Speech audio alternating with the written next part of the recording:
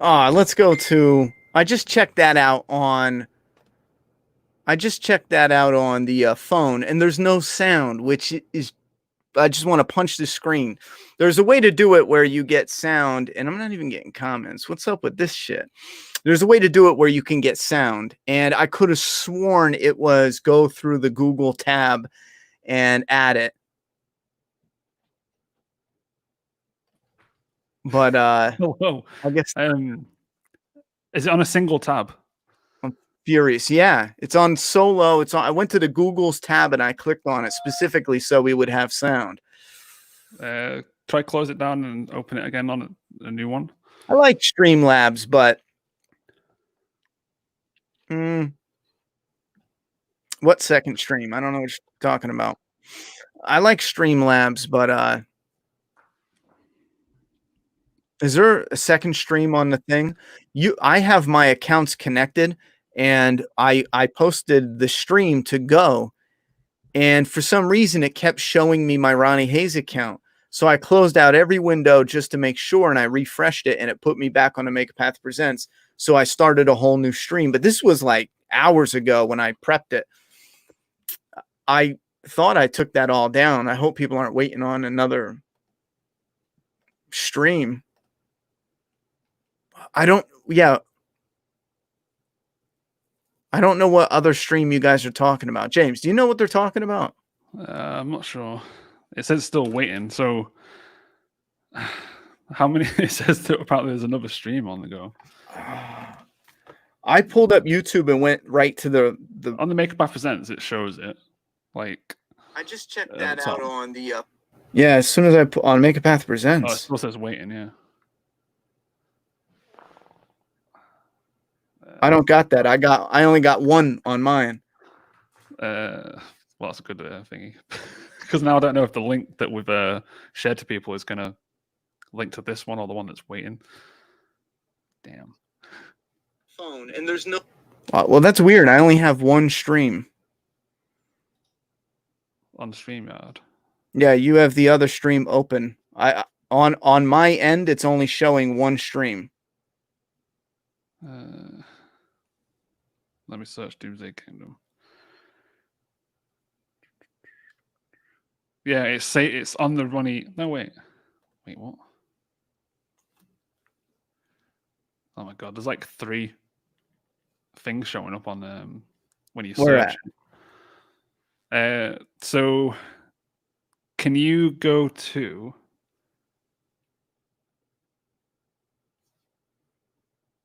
Let me settle this. Look up today. All right, so it's showing. Yeah, Make a Path Presents launch stream.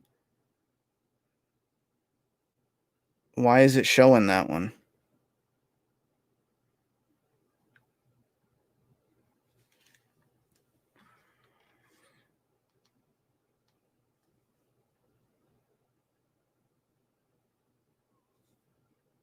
Yeah, there's not 3. There's only one. That one's a trailer.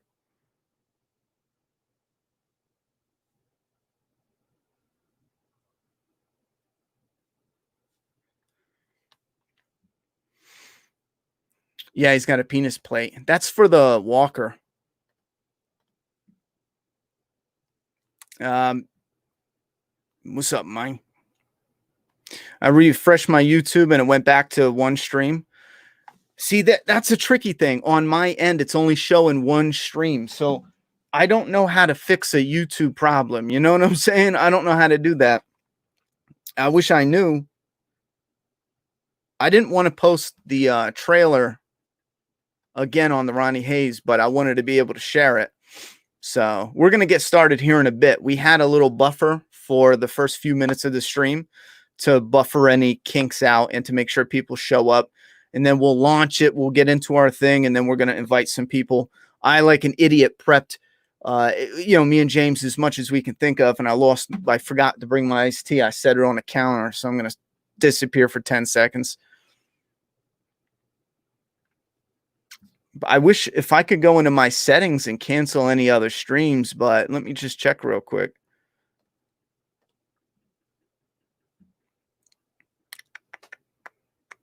YouTube Studio. Yeah, the only one I see is the one that we're actually on right now.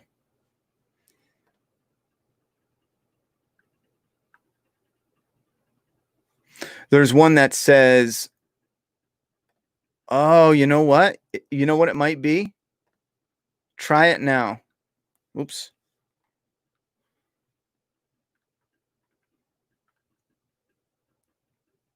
That's fucking dumb. They will make it here. Well, they're going to make it here now because I just deleted it. What it is I set up a stream on YouTube to let everyone know, yo, we're going to be doing the stream at 5 p.m. I scheduled it essentially. I don't use StreamYard that much, and I wasn't aware that I don't know if James is doing some or he's muted himself or what.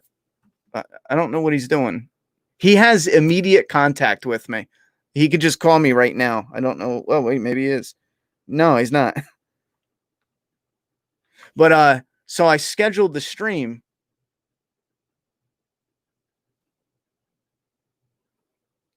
I have no idea what James is doing. What are you doing, bro? And oh, why? Why'd you leave the stream? Because I was seeing if there was anything I could see on the back end, but then I realized it just kicked me out. No, I figured out what it was. I was checking because the tweet that we sent out. Oh, remember when I scheduled the stream? Well, YouTube created a stream, but then when I actually went live through StreamYard, StreamYard created a stream. So it left the scheduled stream just kind of hanging there, which is something I did not know StreamYard did. If I knew that, I would have just taken it down. Yeah. I looked, I'm like, James, what the fuck? Well, it updated the link anyway, so the one I tweeted out that I had everyone share for us as well is linking to this one now, so we should. Well, that's good. That's I got to get used to StreamYard a bit more. It is nice. I like it because you can. I just got to figure out what I'm doing with this screen here. I might just get rid of it and do it again. Actually, let me stop sharing that and let me add something. Share screen, share it. And now, do I go the application window or Chrome tab? I went Chrome tab last time. Yeah. As long as the Doomsday Kingdom one's on its own individual window. It is. Then it should it's be with right. It was with the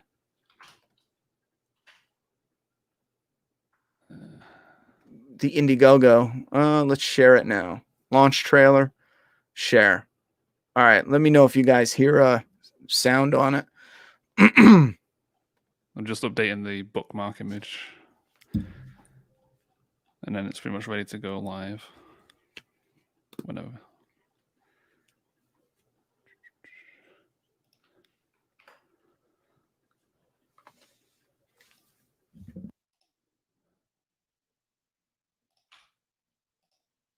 Fucking kidding me? Nope. So it's not doing a sound. Run. I can try pull it up on mine in a second. You guys got to forgive us. I never use StreamYard. I mean, I've used it like 3 times. And when I used it, the last time I used it, you went to the Chrome tab. So I didn't look up anything that maybe did it. But it doesn't matter. I mean, it's the trailer from yesterday. Just for anyone new that wanted to check it out, you could go to the Indiegogo right now, which we're actually going to launch. We might as well get into it. James is going to try to pull it up. As a matter of fact, give me 1 second. Yeah, just link me the new video. Oh, there we go. Launch party stream.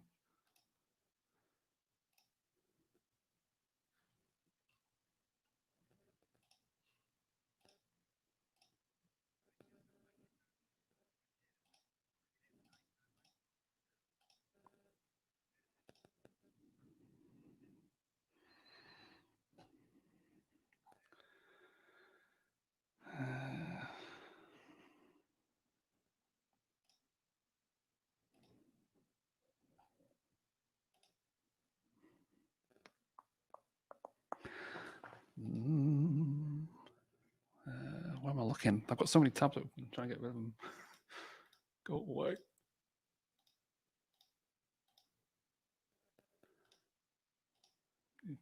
Where's this video at?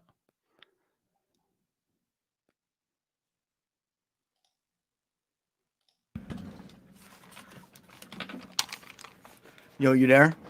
Yeah, of course. How about I had the damn iced tea right behind me? Chat, did you even see that? I got up to grab my iced tea and walk out of the room. I'm looking around like, and here I did bring it in. Bill Wampler, did I say that right? With a $2 super sticker. I can't see what it looks like from StreamYards, but I'm sure it's cool as shit. Thank you. It should show notifications. Wait, this is the physical volume. Yes, we will not have a digital volume. There is a digital option. That's doomsdaykingdom.com. That's another day, but it's not volume wise. Ow. Anyway. Just queuing up the video and then we'll see if it works. Yeah. Now, do I, with this StreamYards, do I got to do anything on my end, or do you have the capabilities to pop it in? I've got all the power. Fuck, Chad, I'm gonna have to edit that. We'll edit his power down. My ego can't handle it. It has the audio symbol and the video page loading up. Now it's just a case of whether or not this thing plays. Did you do it through the Chrome tab? Yeah, just share my screen. I am.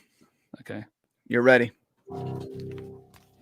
In a future world. And then people just confirm if we've got sound.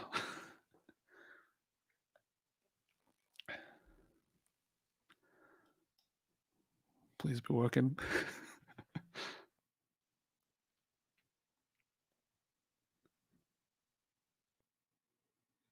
Oh, cool. Sound is on. All right, ladies and gentlemen, welcome to the Doomsday Kingdom. This is the official Indiegogo launch trailer. Let's play it and enjoy. In a future world, one man's desire for vengeance brought him back to a time and place where events changed him in irreversible ways. But before that, there were beginnings of endings that altered the landscape of civilization as we had known it. This is the story of a changing world and how some lives changed with it. A story about survival from those trapped within the Doomsday Kingdom, where there's a bigger story to tell.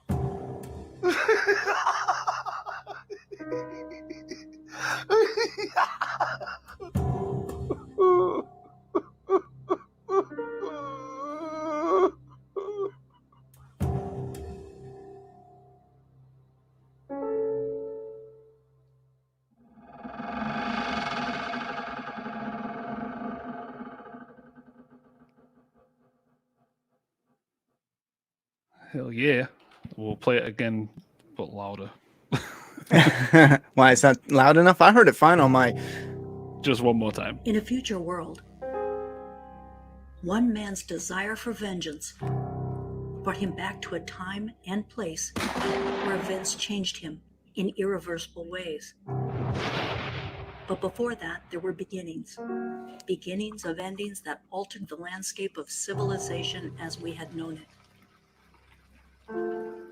This is the story of a changing world and how some lives changed with it.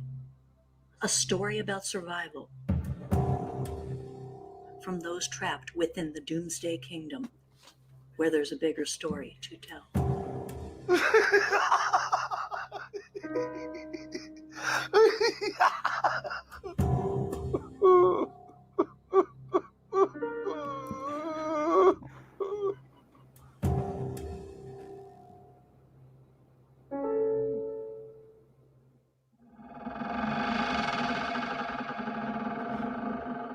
Oh, I was a little crooked with the logo. I just noticed it.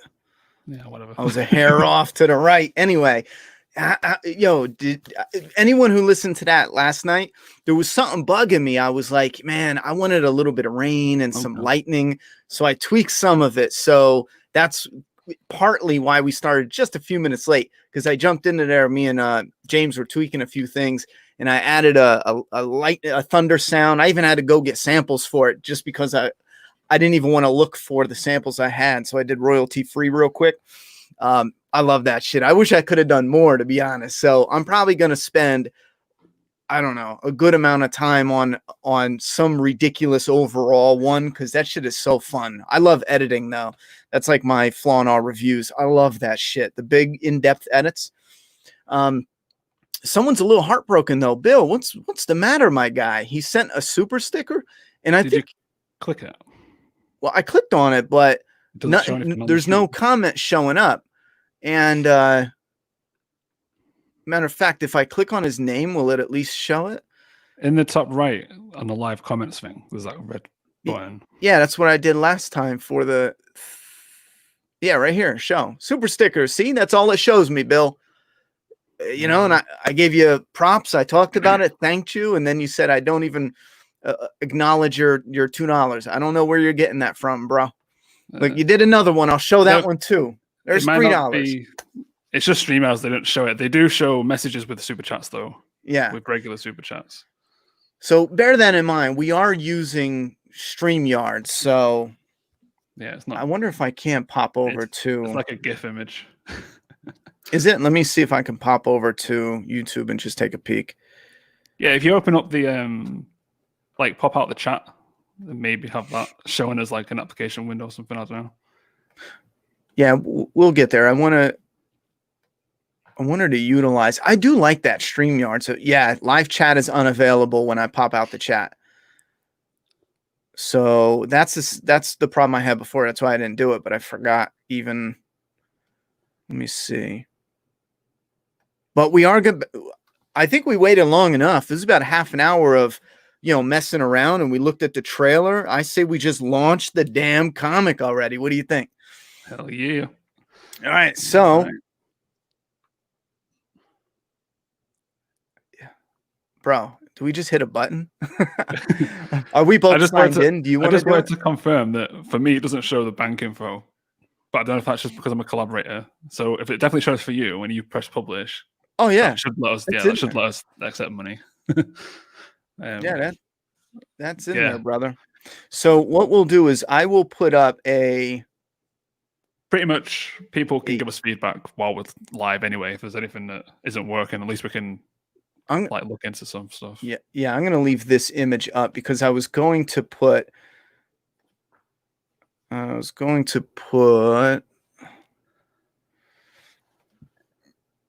going to leave this one up because I was going to put the Indiegogo up once we get going. So let's go ahead and do that. James, you can do the honors if you like. Nah, like I said, you don't want to? You're the owner of the first owner, so I think you should do it just because there might be an issue with. Oh, gotcha. All right, I'll do it. I don't want to risk it. And we triple checked everything, right? We just hit publish and we're good. I accept. It will tell you a message that pops up if you've missed anything. All right, so let's do it. Bro, this is how I am, though. For anyone else out there that's kind of like me, I'm never ready. I'm always thinking, shit, I missed something. So if we did miss maybe a sentence or we didn't explain something clear enough, just shout it out and we'll tweak it some. But as long as, let me just double check, as long as we have all the images we need, and that bookmark did make it into the thing, right? Yep. Oh my God, chat! Wait do you see this bookmark? Holy fuck, that's so awesome looking! I'm gonna show this off quick as soon as we post. All right, let's do it. Review and launch, yo. Here we go. Review and launch. Any problems? Almost ready to go live, but before you can launch your campaign, please complete some information. What information? What information? Basics and team. So basics. I filled the team thing on because I did myself. Just make sure you don't show it. Oh, I'm sorry. We missed the state. My bad. State. Okay, that was a little thing. State. Enter up to 5 keywords that best describes your campaign. These tags will help.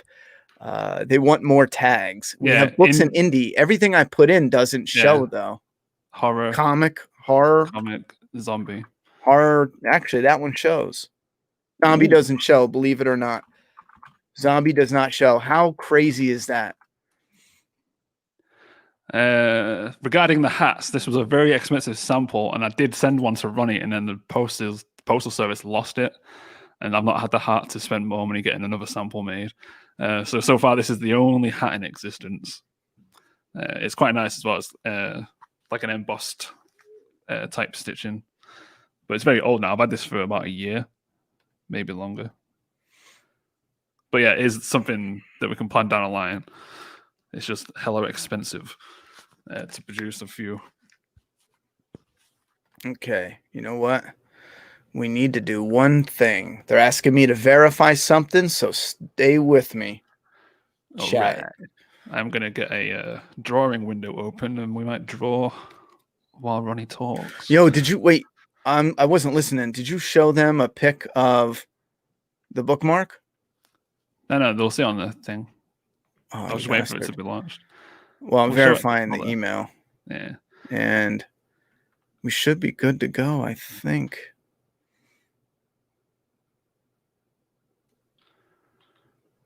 Oh, is it? That's all they wanted? All right, fine. Okay, and it's...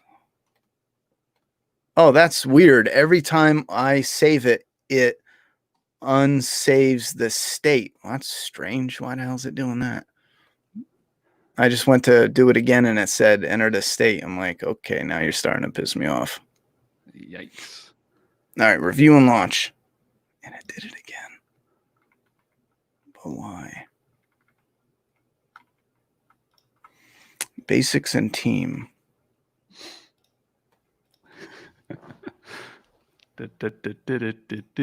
Fun times launching. There's no comment in the chat there. I figured people would be asking or talking or something.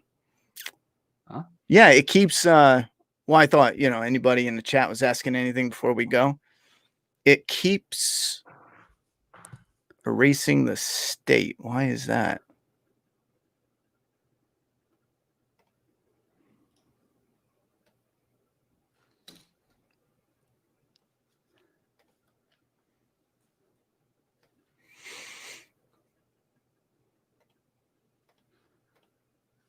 Okay. You gotta be kidding me. I'm gonna punch this thing. Every time I go to launch, the state will erase itself. And all right, hold on. There's got to be something that's not right here. United States.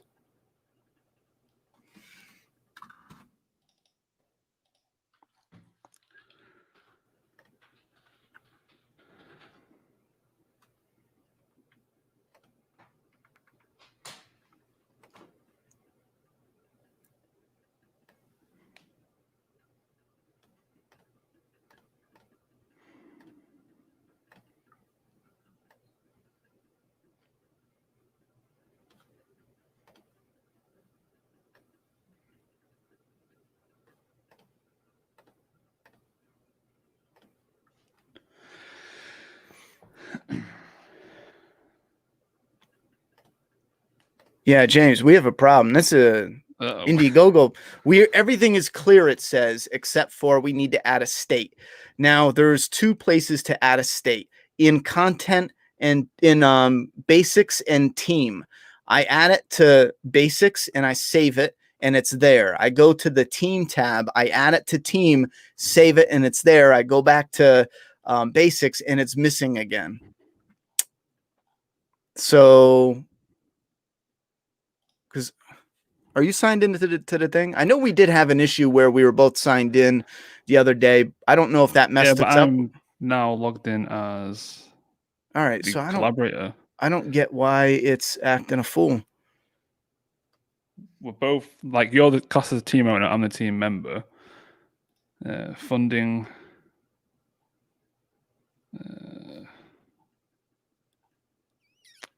God damn it. Did you put on flexible? Hold on. I'm trying to spell it out because before it was saved as NC. And just give me 1 second. I think I know what the problem is. The state was NC in abbreviation, and I'm changing them both to the full name, North Carolina. See if that helps. North Carolina. All right, save. Let me see. Please be it. Fucking please be it. The chat is getting unruly, Spin. What is going on? I give him a pass. You can be unruly for this one. In all fairness, if I could show you my screen. All right, we're ready. If I could show you my screen, we are ready. Please confirm the following information. You cannot change these settings after you launch for the information, yada, yada, yada, yada, yada. Yeah, Your goal is $5,000 US. Your funding is fixed, and your deadline is 30 days from launch, which is July 7th, 2020. And we're going to launch the campaign right now. And it's live. Share with your friends. I don't have any friends, man. The chat already abandoned me. Guess what? It was the state thing. You can't put NC in all fairness, it was auto-filling at NC. And I think that was Google, not Indiegogo. So Google is auto-filling the information, and I'm just skimming through. So I keep clicking on state, and Google auto-fills NC. I had to go in and change it. See, we're learning. If any of y'all out there are going to do Indiegogo campaigns, all Make 5 me of you. a mod. I've got the short link as well to post in the chat. Make you a mod. More power, please. That's a good one, James. Okay. This silly duck. All right. I'm sharing on Facebook. Oh, I'm not gonna. All right. I'm tweeting out.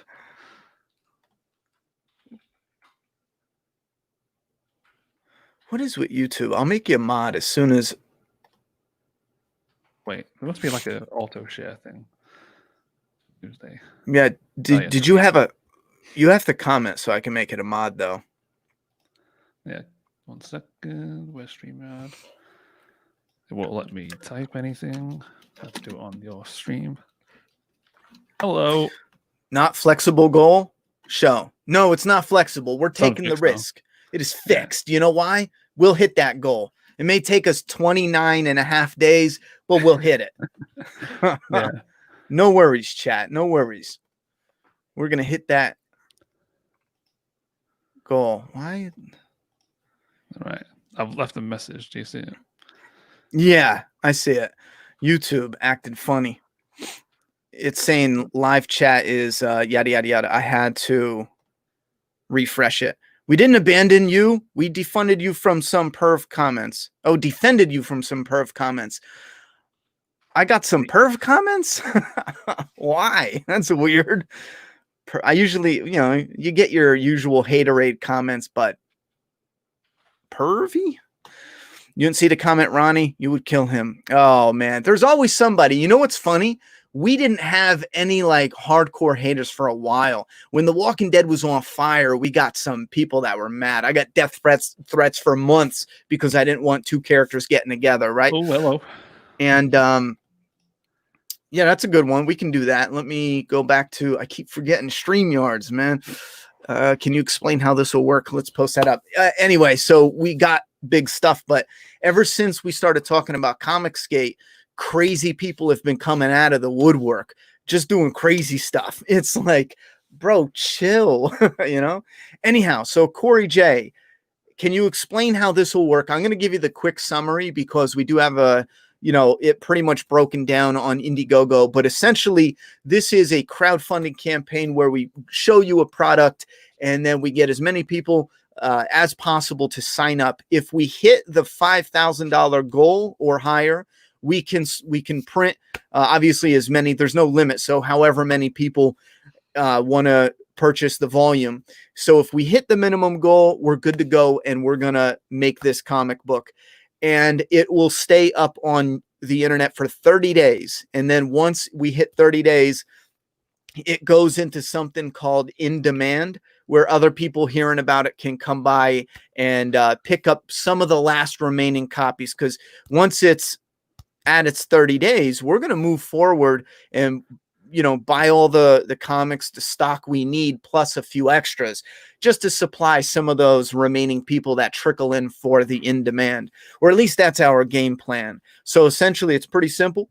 We got 30 days to raise $5,000 on the website, and everyone who signs up, whatever tier you pick is the product you will receive at the end of the campaign. Not 30 days, but the following.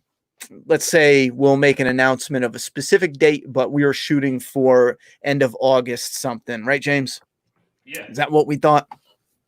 And that's lightning fast turnaround compared to the standard, not throwing shots. Sometimes people start a quick project and they go right to the internet and say, hey, we want to do this. Obviously, we've been working on this for a while now. So $2 from BitNova. Thank you very much, homie. Congrats, Doomsday Kingdom Volume 1 launch. Since it is officially launched, I do want to sign out. And sign back in and show you guys what it looks like. I wonder if, oh no, that sucks. Too bad that we weren't on like front page. That would be bomb. Oh yeah. The beautiful Lady Alchemy has just tweeted us out. Oh, nice. Let's get that. And here's another thing. Even if you, let's say you just don't have the funds right now, or you want to support it more, or whatever your reasoning, all you got to do is share it, spread the word of mouth. That helps in an amazing way. I believe if I copy this and put it in the StreamYards, I can start showing the Indiegogo, and then we have the page on stream. Yo, I forgot how to do that. How the hell? Just give me a second. It'll come back to me.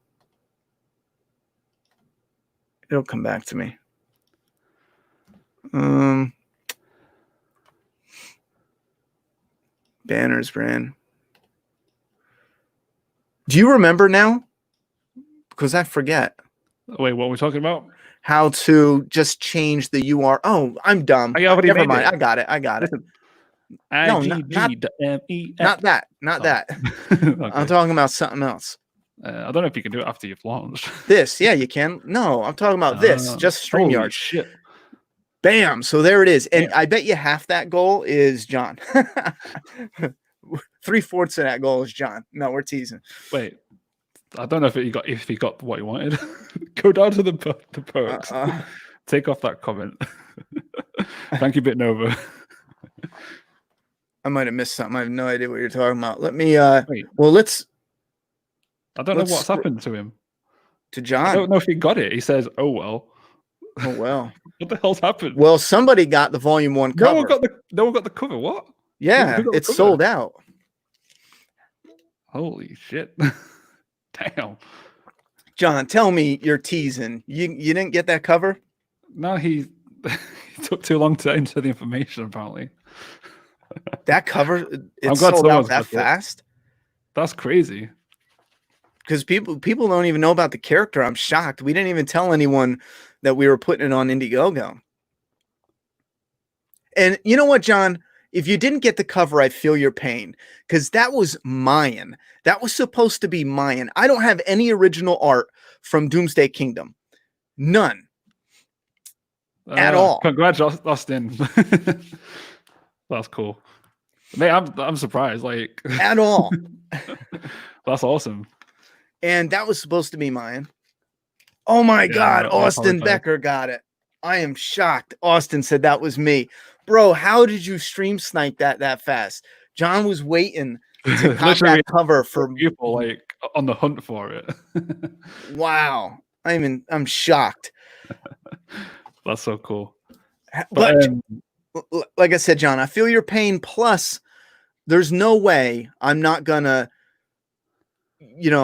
beg and throw a temper tantrum until we get posters of some type of something big that we can hang up with the clown. Just the clown, a virgin cover look to it. Dan Schumacher, congratulations on the launch. Best wishes to you, man. Thank you very much, Dan, and the $5 dono. Wildly appreciated. The clown as well. You've got a very, very, very rare piece of artwork, because that's the only one I've actually colored traditionally, which I colored after the fact because I didn't want to scan it colored and then have to take out the color Yeah, that's a good idea. Yeah, that's like, well, they're all one of a kind, but that is Look the at most this. one of a kind. It's so cool. Look at this. This is going to be a poster of something behind me, big too. Not like something that we would be able to sell, but we will sell something with this image. We haven't decided yet, but I love this too damn much. Look at that. Imagine this as a giant poster. I'm going to put it somewhere over here. Yeah. Anyway. Just haunt me in my sleep when I look at the wall. This is it right here. The bookmark. James showed me a bookmark from something, and it was similar to this, but very different. But the idea was the foil. Is that what it's called?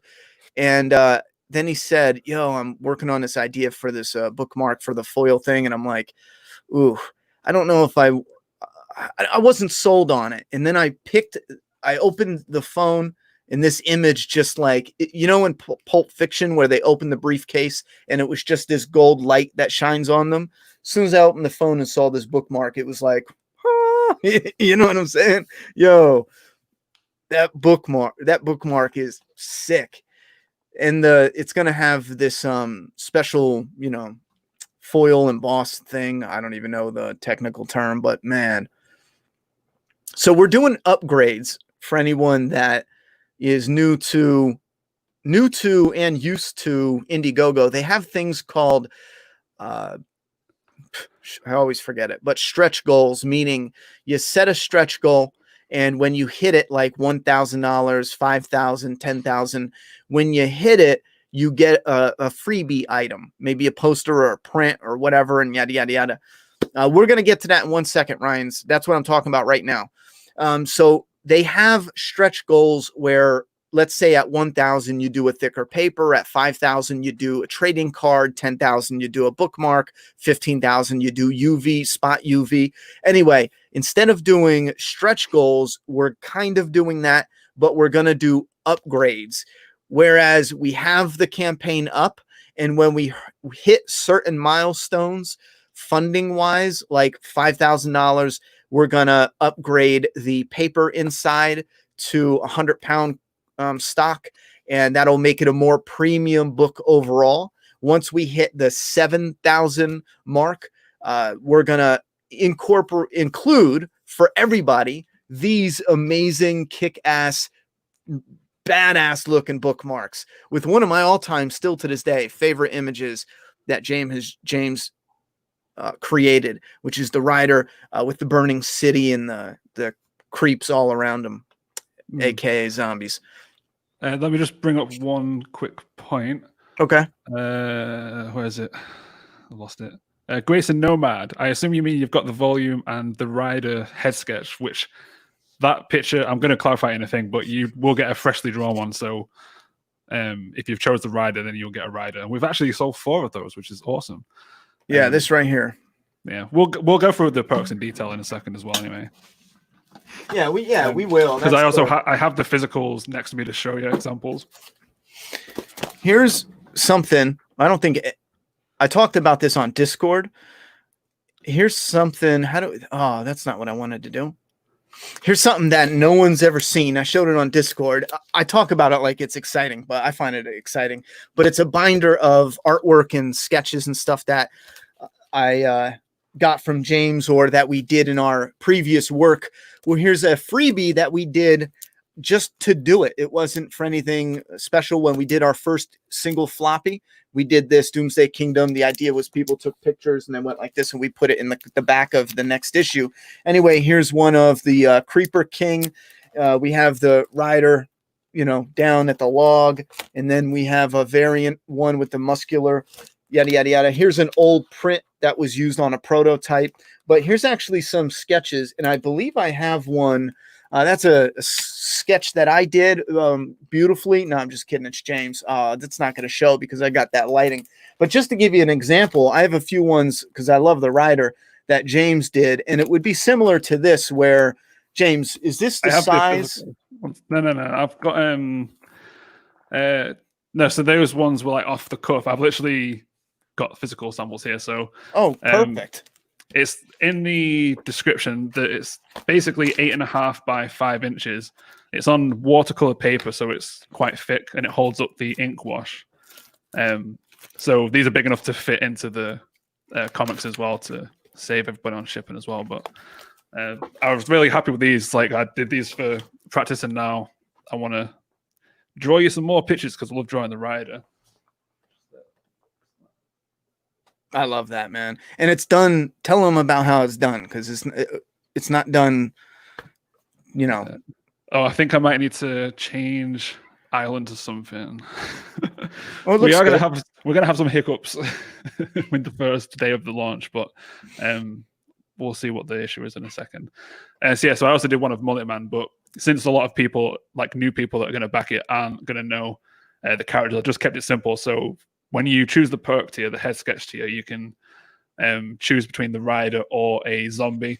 And so everyone's image will be slightly different. There will be headshots, but like with zombies, like I haven't seen the back end, so I don't know if like we're able to email them, because maybe you can suggest like what you want the creep to look like in a way, like, oh, he's got his eye missing or his jaw's coming off, like something simple like that, nothing too crazy. But yeah, this is done in pencil, then grey wash, which is actually grey ink, watered down a little bit, just to add some different dimension for the shadows and stuff. And then on top of it, black brush pen over the top, just to make everything pop even more. So I like this method. I've never done this before, because usually when I do the comic, it's always in straight black and white. But I wanted to do something extra for a few amount of backers, because obviously I won't have all day forever to draw thousands of images. So I hope you like these when they come. They'll be in little sleeves as well to be protected. And then I'll just show the other physical stuff. So we have the clown cover. It's not going to be as vivid on my camera, but it is bright green, as you can see in the scan photo.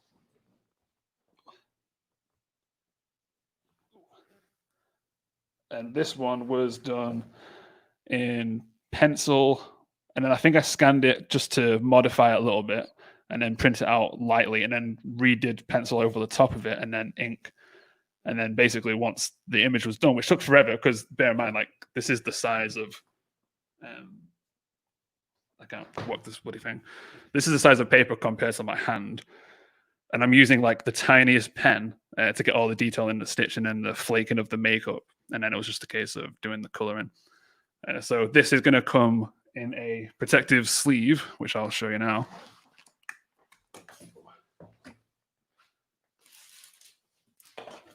This is just for shipping purposes, but it's in a archival A3 size. So your artwork's going to be protected, and then that will get shipped in between so many stacks of hard cardboard, just so it doesn't bend.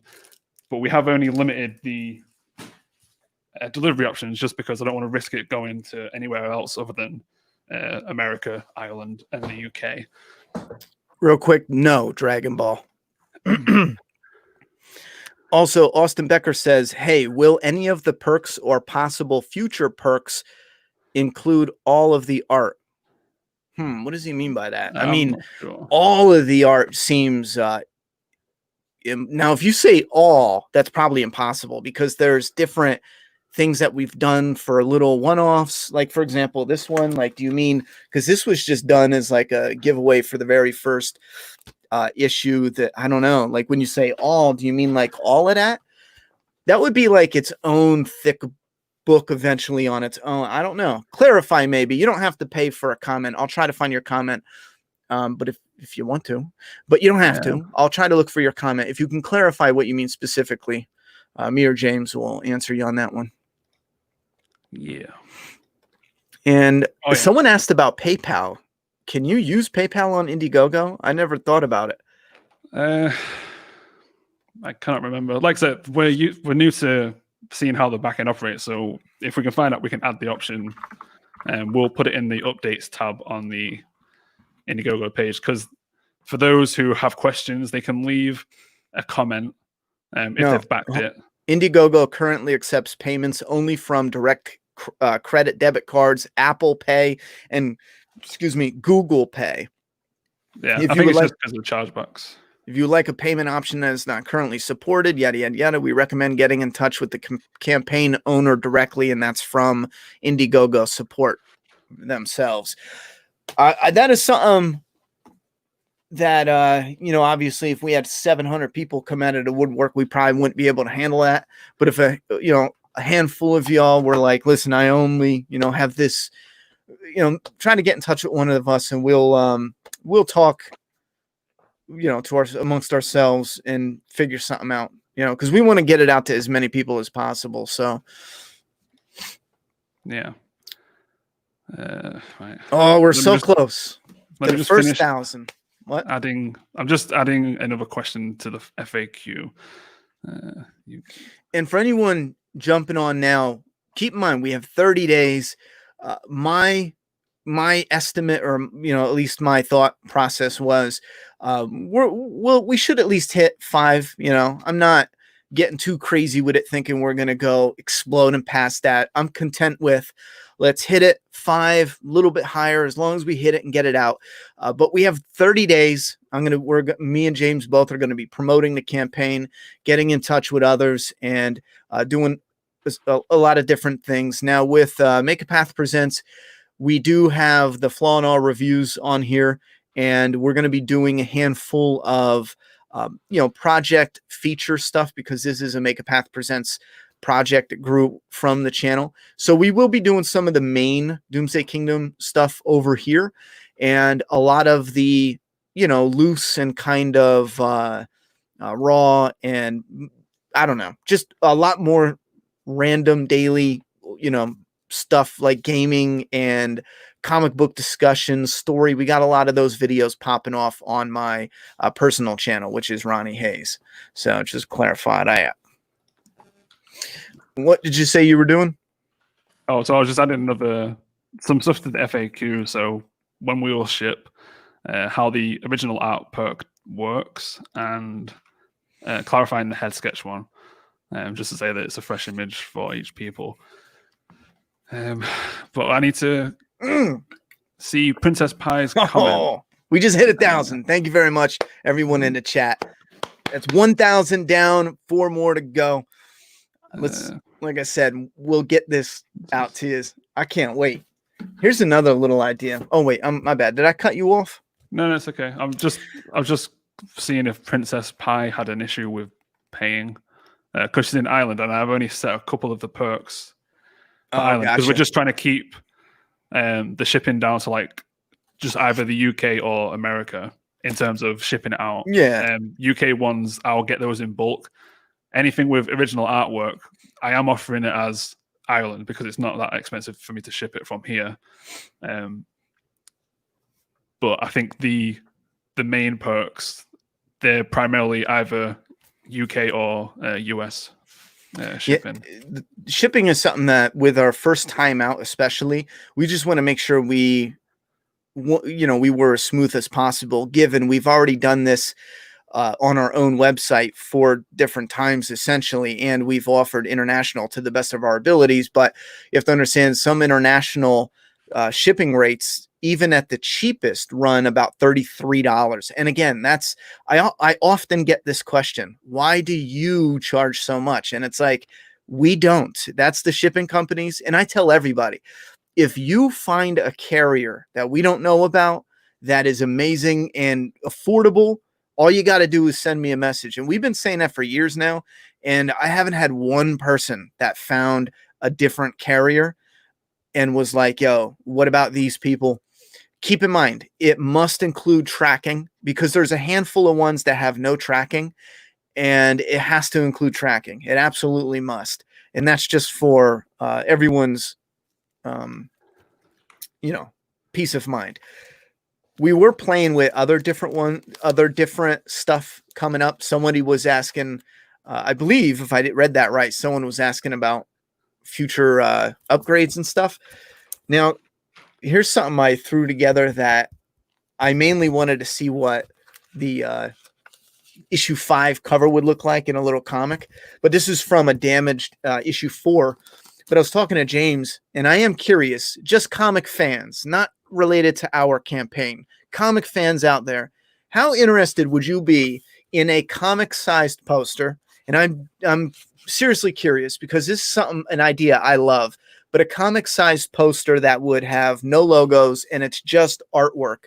And then say, for example, it would be a poster of a cover, variant cover, different cover. So then you can actually use that comic-sized poster to kind of replace in your bag and board your comic. So this issue 3 turned into an issue 5 cover, for example, but that's just because. But if there was no logo, it would be this issue 3 turned into like a virgin cover of the clown.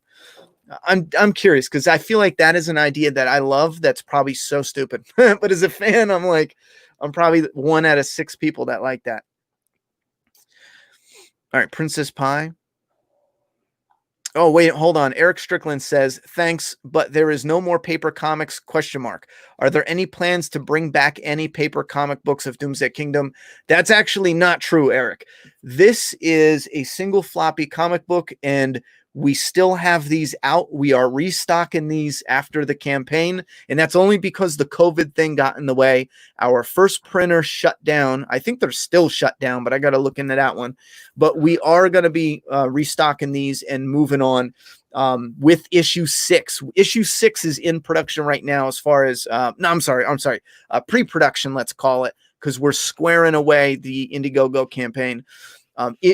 What you're looking at right now is a volume that combines. We're going to look at that in a second, James. Is that issue 5?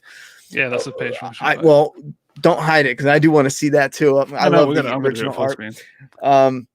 So we have the floppy comics on doomsdaykingdom.com. Right here on Indiegogo, this is where we take 5 comic books, obviously in order, Doomsday Kingdom 1 through 5, 6 to 10, 11 to 15. We take 5, we combine them, and we re-release them in one book, one easy to read volume. And so it's 2 different products. You still can get the single floppies. We're at this time still going to continue to do those, and probably always will for the ones that are already done. And then in the future, just like a normal, The Walking Dead does it too. Once they release 6 issues, they're black and white. It's cheaper to make, just saying. Once they release 6, they combine them and they re-release them into a volume. That's technically what we're doing here. But we don't have the money or the means to just say, let's spend a few grand and buy all the stock and just sell it on the website. Indiegogo gives us a chance to crowdfund, to reach new people, and to connect with other comic creators in this environment, in this atmosphere. All right, let's see some of that art, brother. Thanks for the story and amazing art. Oh. Bitnova, thank you very much. Ryan says, I love Nailbiter. Yeah, I think it's back because I got an email from my comic shop that says you have Nailbiter returns waiting for you. And I don't know if I was so pissed how they ended it. I was so mad because I loved it too, but I don't know what they were thinking for the ending. Okay. Dun, dun, dun, dun, dun, dun, dun. All right, here you go. I'm going to put you up solo. Oh, well, riding solo. Bam. Okay. Thank you, Spinny. We love you. So this is you taking the piss. Yep. So we also have a original art here. So basically, oh my god. I'm done. Go ahead. What this basically means is there are 18 key pieces of artwork from the later half of Volume 5, including 2 of the pages also special previews of Volume 2. The way it works with the perk, to try and keep it as fair as possible, because I have had people have experience with people having their artwork blindly selected. So to try and be fair, I am going to, at the end of the campaign, so that's after the 30 days, we will email like a low-res thumbnail of each image, like onto one picture, and then I'll number them, and you can basically pick which one takes your fancy. I'll try and make them not too big so they don't spoil it, but if obviously you don't care about it, you can just pick whichever one looks nice to you, because this is going to support the project in a huge way. And it saves me having to like stockpile all the pages. I really want people to enjoy the artwork and have the artwork for themselves. So most of issue 5 is what's going to be available, plus some special pages, including the well, can we say it? Can we say what the preview is? Not the actual contents, but what it actually is. The preview. Yeah. I mean, we could. It depends It's on what you're gonna say. It's a surprise for the main readers, and also something extra for the volume, because I know everyone's been waiting for issue 6. So it's literally just meaning what that surprise is. Yeah, I mean, it's a cool preview to what's actually coming up directly in issue 6, because it's literally part, from that, but it's a hint at the story overall that's coming up. And I don't want to oversell it too much, but just to give you guys an idea, we had included a special page that looks fucking awesome. Not just what it hints, but visually. I saw just a rough sketch and I was losing my mind. I was like, yo, oh man. So trust me, I gotta see that completed, colored, and in a book. So the quicker we get this done and printed, and I and you all are holding it in your hand, we can come together and finally talk about everything overall, the ending of the volume, because it's an ending that, I don't know, man. It's an ending that I love. I'm nervous though. Yeah. It's going to be cool. Yeah. So basically the way that works, as I've just said, like you'll get to pick the image. It's a first come, first serve basis as well. So I will email that person. They can pick their image, and then I'll wait till I've obviously got a reply and confirmation, and I'll go on to the next one. So there's no rush. And even if it comes a case where, say, you don't want to get spoiled, because there will be shipping from the UK, provided on whether or not I do it in bulk or not. If you need to wait till the book comes and then take your pick, that's fine. Just be aware that the cooler of the cool pages might not be available anymore. So it's at your own risk if you want to see spoilers or not, but I'll try and keep the images low enough res that you can't really make out fully what's going on, especially those that are dying for issue 5. But for those new readers, like I'm guessing you won't really care. You just want to pick a cool image. But yeah, that's that. And then we'll probably go through a more detailed perk run through later on as well, depending on when. Yeah, and if we want to start putting people on. I do have, I was kind of letting the chat kind of control the direction, and obviously touch base with James every now and then when he wants to share something, or maybe he has one of his friends that's popping on. I know he was in touch with a couple people, but if the chat wanted, and I don't know when, if we're going to do it now or in a few minutes from now, I'm not really sure, but I did put together, just as a backup of something to go over, a little bit of a cast biography, just like a little backstory, thing. And obviously it's spoiler free, but also a little bit about the world, just to give you a little heads up. Now, the world thing, I was a bit like, I'm just going to cut that, because part of the world seems like it would be like a writer trying to write it to fit like today, what's like current events, but it was written like that part 10 years ago, easy. So but it just has that connection. So I was like, oh, I don't know about that. I'm not in the mood for that negativity. 1370. We're doing it, and it's only the first hour. I have faith. What is it, Ronnie? Show us. Show what? Wait, hold on. I missed someone's super chat. Did I miss it? Let me go up.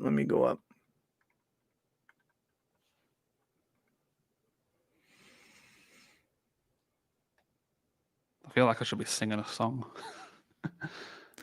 I don't know where you're. Oh, hold on. Keen O'Brien. Is that the name of the person that said Can you see that in the new one? The new comments, if he missed a super chat, because I did miss Keno O'Brien. $5 dono. Thank you very much for the support, homie. He says, taking a break from working on my novel to catch the stream. Hope the launch goes smooth, Ronnie. Love the comic. Thank you very much for that dono, and I hope that novel kicks off well for you. Those gotta be just oof to get done, just because of the what's the word I'm looking for? I'm looking for another word for, like, thick and in depth, that you got to do with the novels for descriptions and stuff. So I definitely give you props. Just finishing one is a reason to celebrate all in itself. So best of wishes with that. And I don't know if we missed Dan. No, I think we got Dan Schumacher. That was me. All right, I think we're caught up. My bad. Now, what were you talking about? You want to go over some of the character bios, or you want to, you had another idea in mind? I know, but I thought you had like a little list of things you wanted to do. Oh, yeah. As far as the character, I got mixed up when you said show me. I was like, oh, no, I didn't put together images. But oh, right, okay. Good, because I figured we have some on the Instagram. That's pretty much everything we're going to talk about. But I could pull up, because I don't think we have Lazaro, but I could pull up Lazaro, but you guys get the idea. So for character-wise, if you're interested, not again, a little quick read through, because now that I think about it, I think this is kind of dumb. Maybe the chat's probably like, just shut up and let's get to it. Let's get to something else. Is issue let's have the page up. issue 5 up digitally? Oh, you know what? Thank you. I am. Why is that not showing? Oh, I know why. Because I clicked on the wrong thing. You're supposed to click on the little icon for the page. That's what you were talking about, right? Yeah. Just all right. So we'll do another refresh. Ouch. 25%. Well, over 25%. We're looking good. We're a quarter of the way blasted through. I don't know if you guys wanted to. Maybe I got a little excited and ahead of myself. Should we scroll through the campaign? Yeah, let's do an actual rundown of it. Let's do that, man. Let's do that. Screw my little. If you want. You want to? Go for it. Hell yeah. Oh, and also, hail, Commie Mark. Hail, stencil artist Jan. Good people of Comicsgate UK. Welcome to The Voice. Doomsday Kingdom, Volume 1. Follows a mysterious figure in a world long dead, in front of the feeding post, ready to execute his prisoner in a heinous way. He is forced to face his dark past and relive all of the choices that brought him here. I'm not going to read that in The Voice. Why not? Having already fulfilled over 3,000 indie comics, we now bring Doomsday Kingdom to Indiegogo. So go, go, go, and back today. Oh, Jesus. Make it stop. Not the salesman voice. Well, like from a radio. All we need is that air balloon with the floppy arms and we'd be set. Are you going to continue? I'll stop interrupting. Yeah, so Doomsday Kingdom Volume 1 contains 128 pages, telling the story of an injured survivor doing whatever it takes to help his family escape a quarantined town overrun by the undead. Caught between gnashing teeth and relocation camps, nowhere seems safe. Trapped inside the Doomsday Kingdom. Created by Ronnie Hayes of Makerpath Presents and James Milne. Who draws? Spin. All this and more can be yours for the fine, fine price of whatever the perk is. And then we have that heinous act caught right here. I still love this page. Hell yeah, dude. I was like, and the iconic one for me. I absolutely love this one. Anyway, then we got, this is another one. The color, especially for me, it makes it pop. I love this damn page. This was for anyone new, this was a member of the channel. I'm assuming he still watches. Creative Have you talked to him recently? But Eddie, yeah he was. His YouTube thing is now Creative Ways. Oh, gotcha. That's probably It was why. in your chat yesterday as well. Nice. Okay, so this is a member of the Map Fam in a comic. This is when we were coming up with the idea. Which, keep in mind, once we get rolling and we're on volume 2 or 3, I can picture having a perk where you can be in the comic. Because a lot of people ask about that, and it is fun and it's cool getting your likeness in the comic. Let's scroll down here some, show off some of the artwork, and then we'll look at the perks, the perk tiers.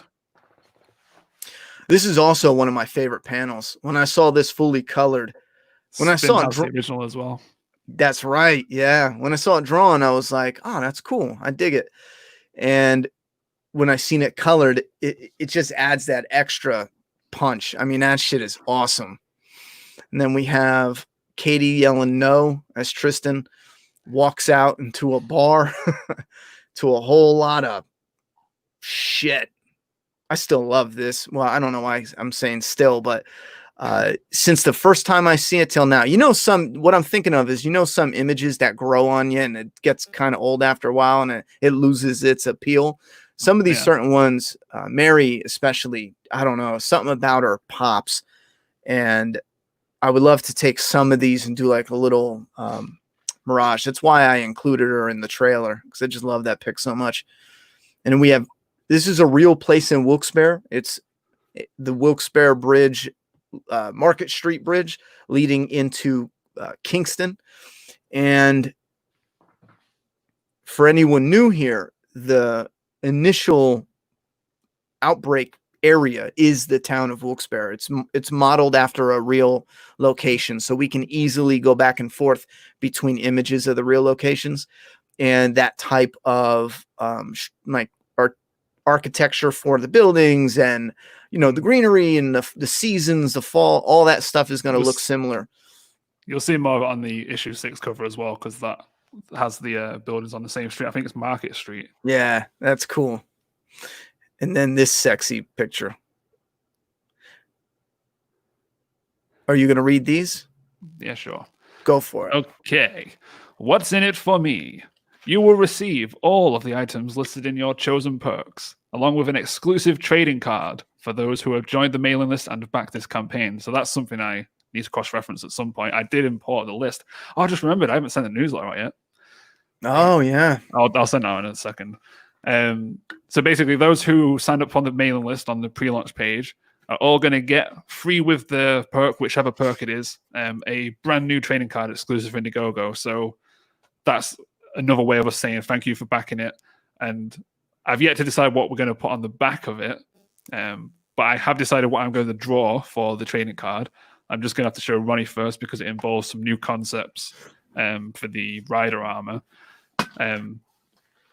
But what I've already sketched out already is so cool, which I've not even sent Ronnie yet. But that will be once it's finished. Once it's drawn, I'll put a picture of it on the Indiegogo so people can see it. And then obviously whatever else is in the perks is what you get with it. And just we're offering. Oh no, keep going. Uh-oh. Well, no, just to interrupt real quick. I will interrupt real quick. For anyone new here, this is something that we have done before with trading cards. Here's a nice little walker. And here's an example of what that back looked like. And damn, it's not going to show because, but we got this really cool little image. And bam.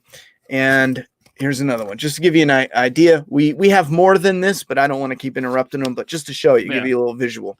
It'll also come in a handy little top loader as well, which is something we should have done ages ago, but now we're doing it. Well, to be honest, we bought those out of our pocket and send it. We didn't sell them. We kind of did it with single issues, and it was tricky to get it going. We did our best with it, so it'll be a little easier now. But yeah, selling single floppy comics for $4 or $5. Oh my God, man, you'll tear your hair out trying to make that work. But anyway, keep going. So the book is we're offering you the most premium book we can make, and it contains 128 pages, perfectly bound, which essentially means if you look at your floppy issues, they are staple stitched. What perfect bound means is it will have a nice spine, and also contain the pages. This is the very first book that's right next to me. It's not on purpose. Wink, wink.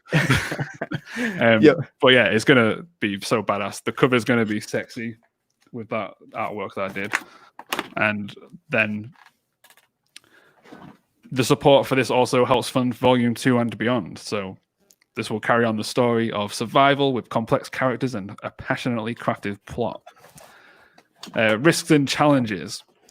So those obviously who know us can attest to this. We have previously published ourselves 4 single comic book issues over the last 2 years, which we recently broke over 3,000. I think it's actually on 3,100 now, since I looked last time doing the sheets. Learning the process along the way, we're obviously extremely confident that we can deliver on time. Side note, because of the current situation, there may be delays out of our control with printers, but you will get the book, even if it means me flying over there and hand delivering it to you. And then, since the book is pretty much nearly done, by the end of the campaign, the print file will be ready. We will see whether or not we go into in demand, because that stays open for as long as it needs to be. And then we will tally up our numbers, and then we'll make our first printing. So we hope to start shipping by the end of August, and then through September, that's when we'll start expecting people to get their books. And as Ronnie's shown you, that's the top loaders that we've got for the trading cards for future stuff. And yes, the volume is in full color, just like the singles. Yeah, I wanted to just show people that we're not bullshitting. We, for anyone new, people who already know us know that we mean what we say, but we are already rocking and rolling on buying stock. We have the mailers, and like, we're not playing around. We got stock coming in, and as we're rolling with it. So just to show you, because I know with crowdfunding, you never know when someone's gonna screw up the funds or something. So just for the new people out there, you can look at our background, but we pretty much mean what we say. Bitnova says, how much for the Ronnie and James flies to my house perk? Well, make us an offer. Oh, that one right there. And I'll say it. Never mind. For I'll say it those on who are screen. asking as well, like, this isn't meaning, we tried to explain this yesterday in the stream. We are going to be still selling issue 5, but because the volume is such a big thing for us to do in terms of it's on a new platform, it's a lot more costly to make. We don't know how many people are going to back it by the end of it. So we wanted to make sure that we had all the volume stuff set up first. And then this is not confirmed, but we have talked about during the shipping phase of the volume, we will probably launch the digital version of issue 5. And then once we're satisfied that everyone's shipped and happy with the volume, then we can look at doing the physicals for it. But what's also cool is issue 6 won't be too far behind all that, bearing in mind I don't die. So don't jinx us, man. But everything's in color as well. I'll be forced to draw it myself. And yes, we have upgrades. So when we hit our first goal of $5,000, we will make that sexy paper even sexier by basically having it on the highest that the printers offer us for the high-end finish. And that just will make the artwork colors pop even more because it's on a nice, juicy, thick piece of paper. And then our second revealed upgrade, which will be locked at 7,000, is this amazing gold foil stamped bookmark. So all backers will get these upgrades completely free. So that will give us incentive to make as much as we possibly can on the campaign. It doesn't matter what perk you will get all of these additions. So once we unlock those 2 upgrades, there will be more revealed. And obviously, the more upgrades we unlock, the more people get, even if you back like the lowest tier. So this is something for us to give back as well, because it is a special occasion. And damn, that bookmark just looks goddamn cool. Yeah, ever since I seen it, I knew instantly we got to put this in with the campaign. Let me answer Corey J's question real quick. We don't have a definitive date, but it's soon. At least issue 4, we can confirm. 1 to 3, I have no way to know because we changed printers from 4 moving on. That printer is still in business, so we're going to be moving ahead with issue 4 the volume, and then a physical issue 5. Now, the first printer, however, did shut down because of COVID. So 1 through 3, I have no idea. I don't know what to tell you. But with 4, we will be doing a limited restock, and that's going to be real soon. I can't give you a number because we are at the mercy of the printer. So knowing them, it shouldn't be longer than a couple of weeks. It really shouldn't. Really, absolutely shouldn't, because they're pretty quick with it. Our first printer, you didn't even know when you got your shit. Remember that? Yo, we got a box like a week later, and then I put in an order and waited months. We were like, we finally had to contact them, and they said, "Oh, we're so sorry," and they shipped it out the next day. I mean, I appreciated it, but I was like, "Oh, ouch, man! If I'd known, I would have just called you sooner and harassed you." Anyway. Yeah, they kind of waited for us to call them, which was a bit weird. I know. Did you read this bottom? More upgrades will be revealed. Oh, yes, you did. Yeah. This is something, if I can talk just from a fan's perspective, this I love, having upgrades instead of the usual or the Indiegogo standard of stretch goals, having upgrades where us as the creators can say, hey, I ran the numbers and we, figured out a few things and we're able to create this, and we want to do a little thank you giveaway on this item. That's literally what we did with our first bookmark when we made it, everything we did originally that we did giveaways with stuff that was bought on our website. I love having that idea, that surprise, to just send an email out to all the backers and say, you know what, we hit this number, and as a thank you, look what you're going to get free in your thing, knowing that you're going to get this box and you just originally bought the volume, the book, and you're going to get the bookmark, or you'll get this, and this depends on how big the campaign gets. That's something that me and James both are real generous about. And I know for the first book, we are keeping it real simple with the perks, but we're really generous when it comes to that. So again, if you are new here, for those who are, you have no worry about will there be upgrades added. That's a part of it that I actually enjoy, because I can't wait for someone to get their package, open it up, and just be like, some of the extras go nuts for. All right, so do a refresh, someone said. Oh shit, $14.90. Someone was like almost 15, almost $10 more dollars, yo. Almost, we're 1% away from 30. I think we're doing pretty damn good, and we got 30 more days to rock out and get the rest of that. So I'm pretty confident we'll at least tap into 5K. All right.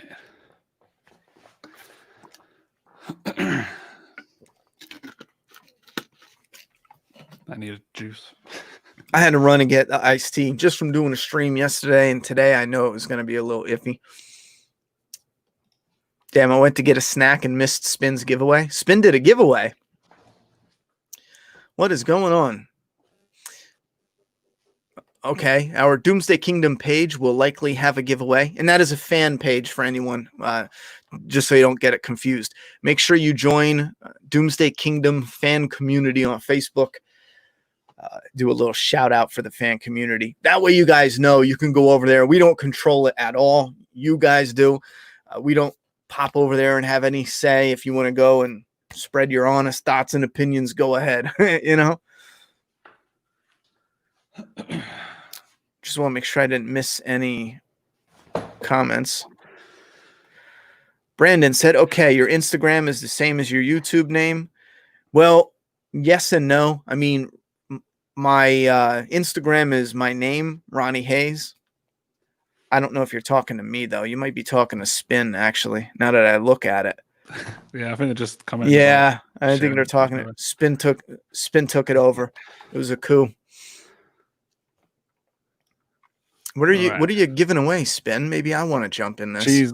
Because someone's backed the 2 book tier, so I think she wants to give a book away for someone who hasn't read. Oh, that's what's up. That's what's up. That's why you were asking who here has not read Doomsday Kingdom. Plus, to everybody else, if you also know somebody that wants to read it, The 2-book tier is going to save you $10 and save on shipping as well. So yeah, hopefully it's a featured perk. Hopefully people were sticking around, but if we look through the perks, just to walk through it with you, you can get Volume 1 2-book as a featured perk, where you get 2 books and you get it just a little cheaper, and you can save on shipping. Obviously, you're paying one shipping price for 2 books, and there is the discount because you get 2 books for $50 with this perk, and then shipping once, or you can get just the 1 book if you want for $30. Seems like, oh, that was spins there. Or you can get the volume with 1 head sketch, and you don't need to head sketch portrait.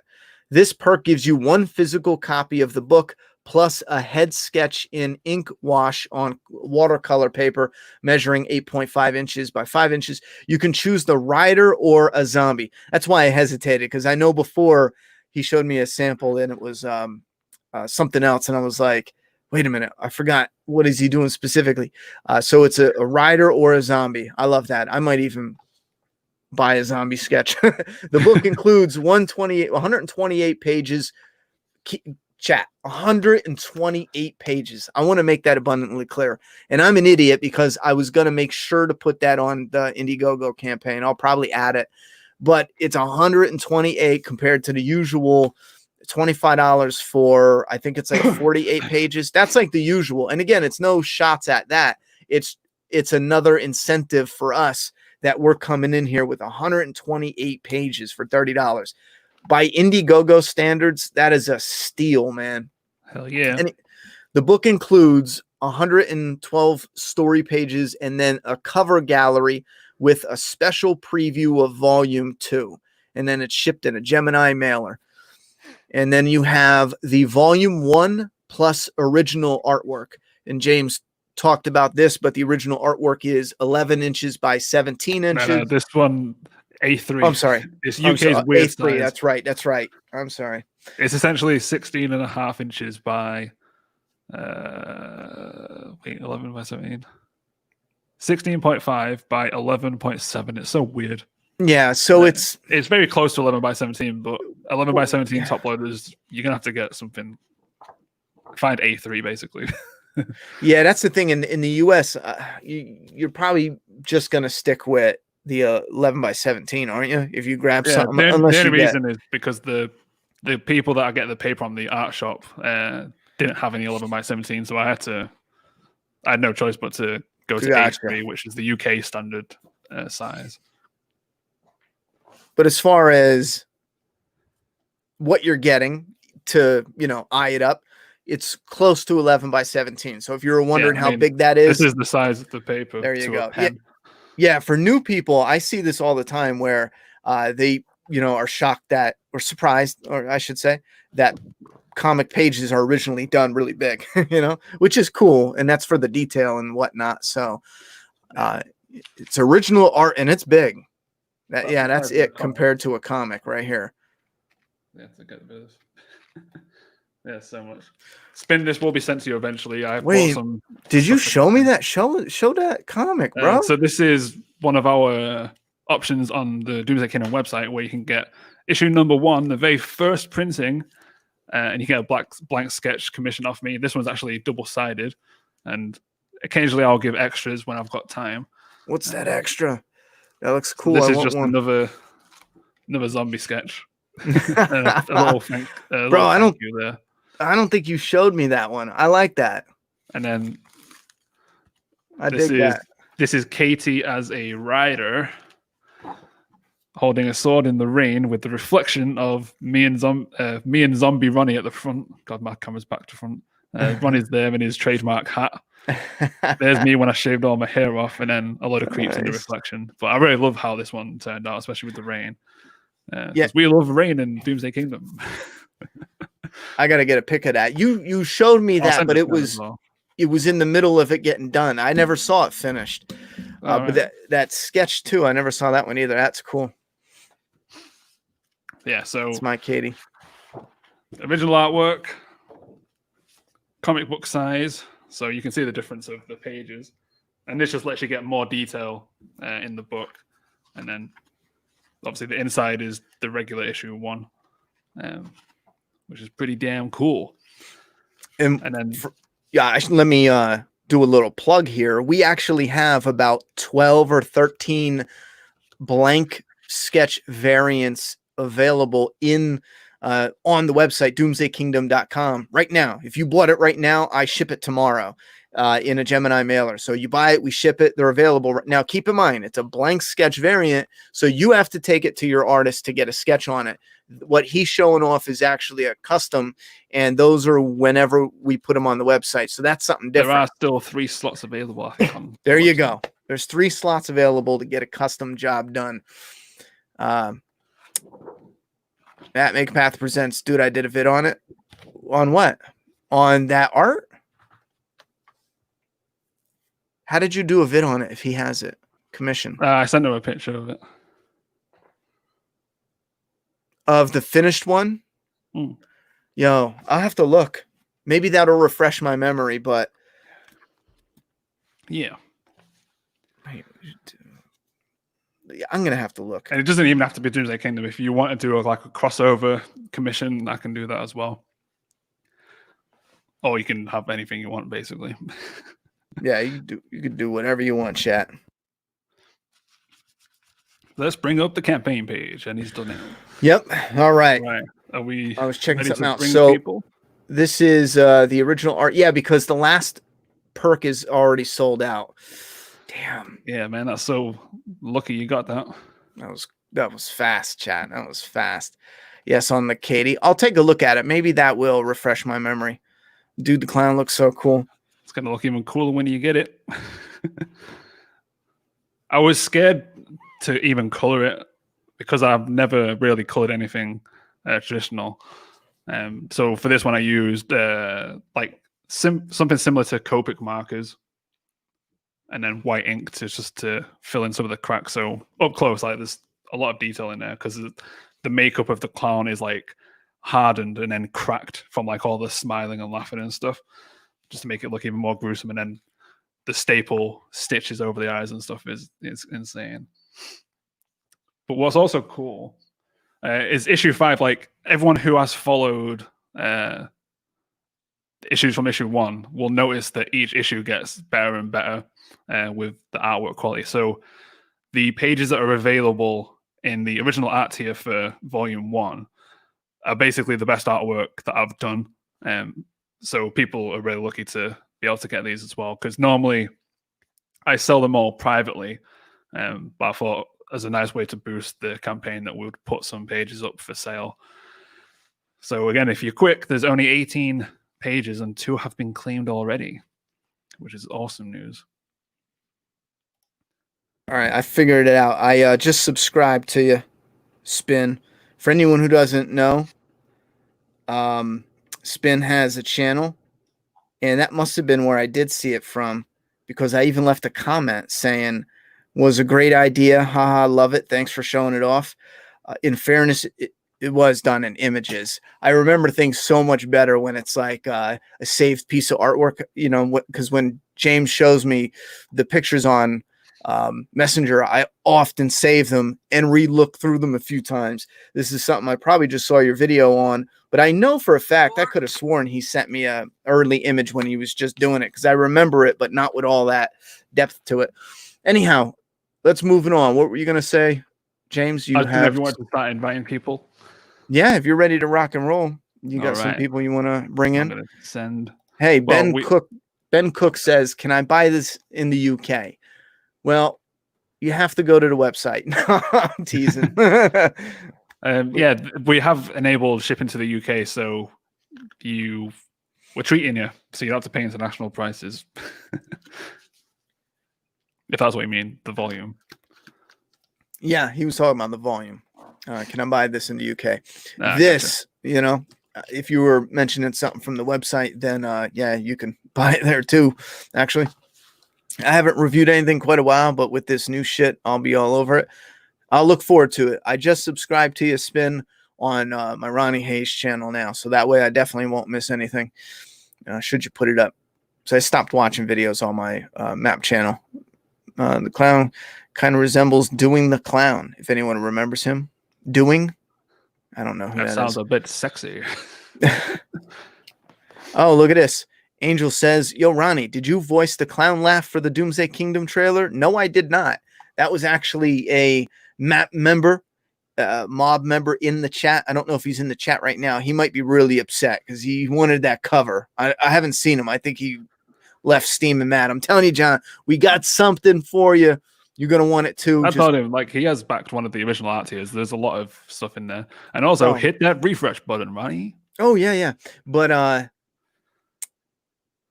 wait, what was I going to say? Oh, yeah. So it's John. His name is DKFC Gaming in the chat. So that's who did the voice clown. Here's the refresh. We're over the 15 hump. We're now clean at 30% of the goal. I'm happy with 30% on just the first day. We got a whole month to promote this sucker. Okay, so just real quick, I've invited Mark, Cap, and Adam, and then obviously whoever clicks the link first will introduce those. So what we're planning to do now, for those in the chat who don't know, we're going to bring on some friends of ours that have helped promote us quite nicely, and who have become quite good friends to talk about all this Indiegogo stuff. Because, like I say, me and Ronnie are new at it in the Indiegogo sphere, and Comicsgate is about helping everybody out. So, of course, we appreciate all the support for our own projects, but we will highlight some other projects if that raises your interest as well, because we have two that are actually zombie related as well. So that'll be cool. Is Adam around? Yeah, I've linked them. It's just a case of who shows in the showroom first. That laugh was dope. Dope as F, fit to a T. Yeah. He did good on that. He sent us a bunch to work with. I probably could have tweaked around if I had a little bit more time with the trailer and did it so there was a reverb on one of the laughter and put it on a different ear just to give it a more volume and messed with it like that. I might end up playing around with it some, but I like the trailer. I think it came out good. Originally, we were using a song that might have been that might had a copyright issue with it. So that's why we changed it at the last minute. And since we changed the song, what happened was I ended up having to move all the vocals around to hit the beats of the song. For Spin did the vocals to that. And if she listens back to it and remembers how she said it, on hers, it was, let's say, 20 seconds, and I had to spread it over, about 35 seconds or so just to hit those notes if you go back and listen to it. So I wish I had I wish I started that a little early. I didn't realize I'd be changing the song out and doing that to it, but I should have started on it a little earlier. Finally making it big time. Hell yeah, John. I'm just getting everyone's pages for who shows up. So we've got Captain Fuckhead is related to the Liam Gray's Xenotype, which is a cool project. He does the... He's helping the Scotsman Colour, which is ironic because they're both Scottish. So he's doing the flats for Liam and stuff. And I do not envy him because those pages are so freaking detailed, dude. I've seen them, yeah. Like, Xenotype is crazy for those into mangas and whatnot. Who else do we got? Oh, yeah, Super Dead. Peter Gilmore. I've invited those 4 people, and then Charlie's London and Yan. So she's got a YouTube to promote. Where is Super Dead? Every time I search Peter Gilmore's projects, it always comes up with a Twitter first. Yeah, thank you, Jason. 4 different projects as well. Oh, he's live with Fragger. Damn. Yeah, I think it's the only problem you run into, or the only main one when you're doing the Comicsgate. Everyone's always live or getting ready to go live. Yeah, like I say, it's a really good community to be part of because, like I say, everyone who's sick of how Marvel and DC treat characters. This is why the Indiegogo platform has become so popular because it lets us enjoy comics again as fun things to enjoy, like no political BS or religious beliefs being shoved down your throat. And it also lets people be more creative because they're not bound by editors per se, or brand outlines. Say if you work on Superman, you can only do so much with him. Whereas now, like if someone wants to make a Superman that goes batshit insane, they can do, and they can call him someone else. Like the fun of comics, I've not felt this way since, basically since Image became so big, because Image itself was also an answer to oversaturation and people in DC and Marvel not getting the fair rights to the characters that they helped produce. So they all left formed Image, and then look how many crazy Image books that we got. Because I know, obviously, Ronnie like pretty much buys everything that came out, and then I started to do the same thing because pretty much whatever book you got from Image was just damn cool. And it feels like this again with Comicsgate. I was only getting Image for. I didn't get a DC and Marvel book since I was like 12. You know what I mean? I was only getting Image. Just because DC and Marvel, man, they lost their way. Call Mark, over 1.2k in real money. Yes, none of that Korean weirdness. Even though you are a multimillionaire, we can't really hate on you too much. I'm just seeing if I've missed people. So Thank you very much. Available. Thank you very much, stencil artist Yan. Yep. Hey, there's DKFC Gaming. He's the guy who did the clown laugh at the end of the trailer. Where you at, bud? He's at work. Almost at 2,000. John said he's doing medication. I'm sure that's for his people he's caring for, not himself. Well, I hope not. But like I said to John privately, like the pages that are available for the original page tiers are also damn cool. The reason we put the cover up was because I've never colored one before, so this is ultra rare. Even though it will strain me and Ronnie's relationship, the original pages are also good. I was supposed to have that, chat. It was supposed to be mine. And he sold me out just to add $300 to that campaign. Man. Sue me. I could have gave you $30, man. I don't know why you got to do me like that. Yeah, damn right. Oh yeah. Don't worry. I'm going to get back at him. You know what it is, chat? I think we will all agree that he's got to finish something. There's a project he was starting to work on, and he didn't finish it. I forgot. I'm not sharing I'm sharing the link, but maybe I'll share it. I'm looking for it. I want to show chat something. This is something that you worked on a while ago, and I got promised that he would, he would finish it, but he hasn't. I'm about to show you what it is. Oh my god. I don't even know if he's talking about me. Yeah, I'm talking about you. You'll know what I mean. I'm hiding. I gotta add a new one to the stream.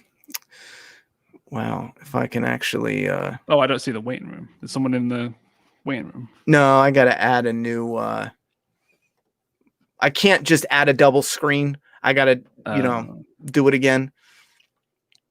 Here it is. You guys ready for it? Oh my god. There it is. Oh shit.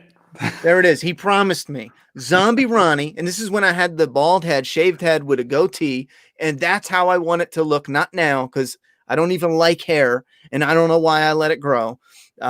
Zombie Ronnie and Zombie Juliet.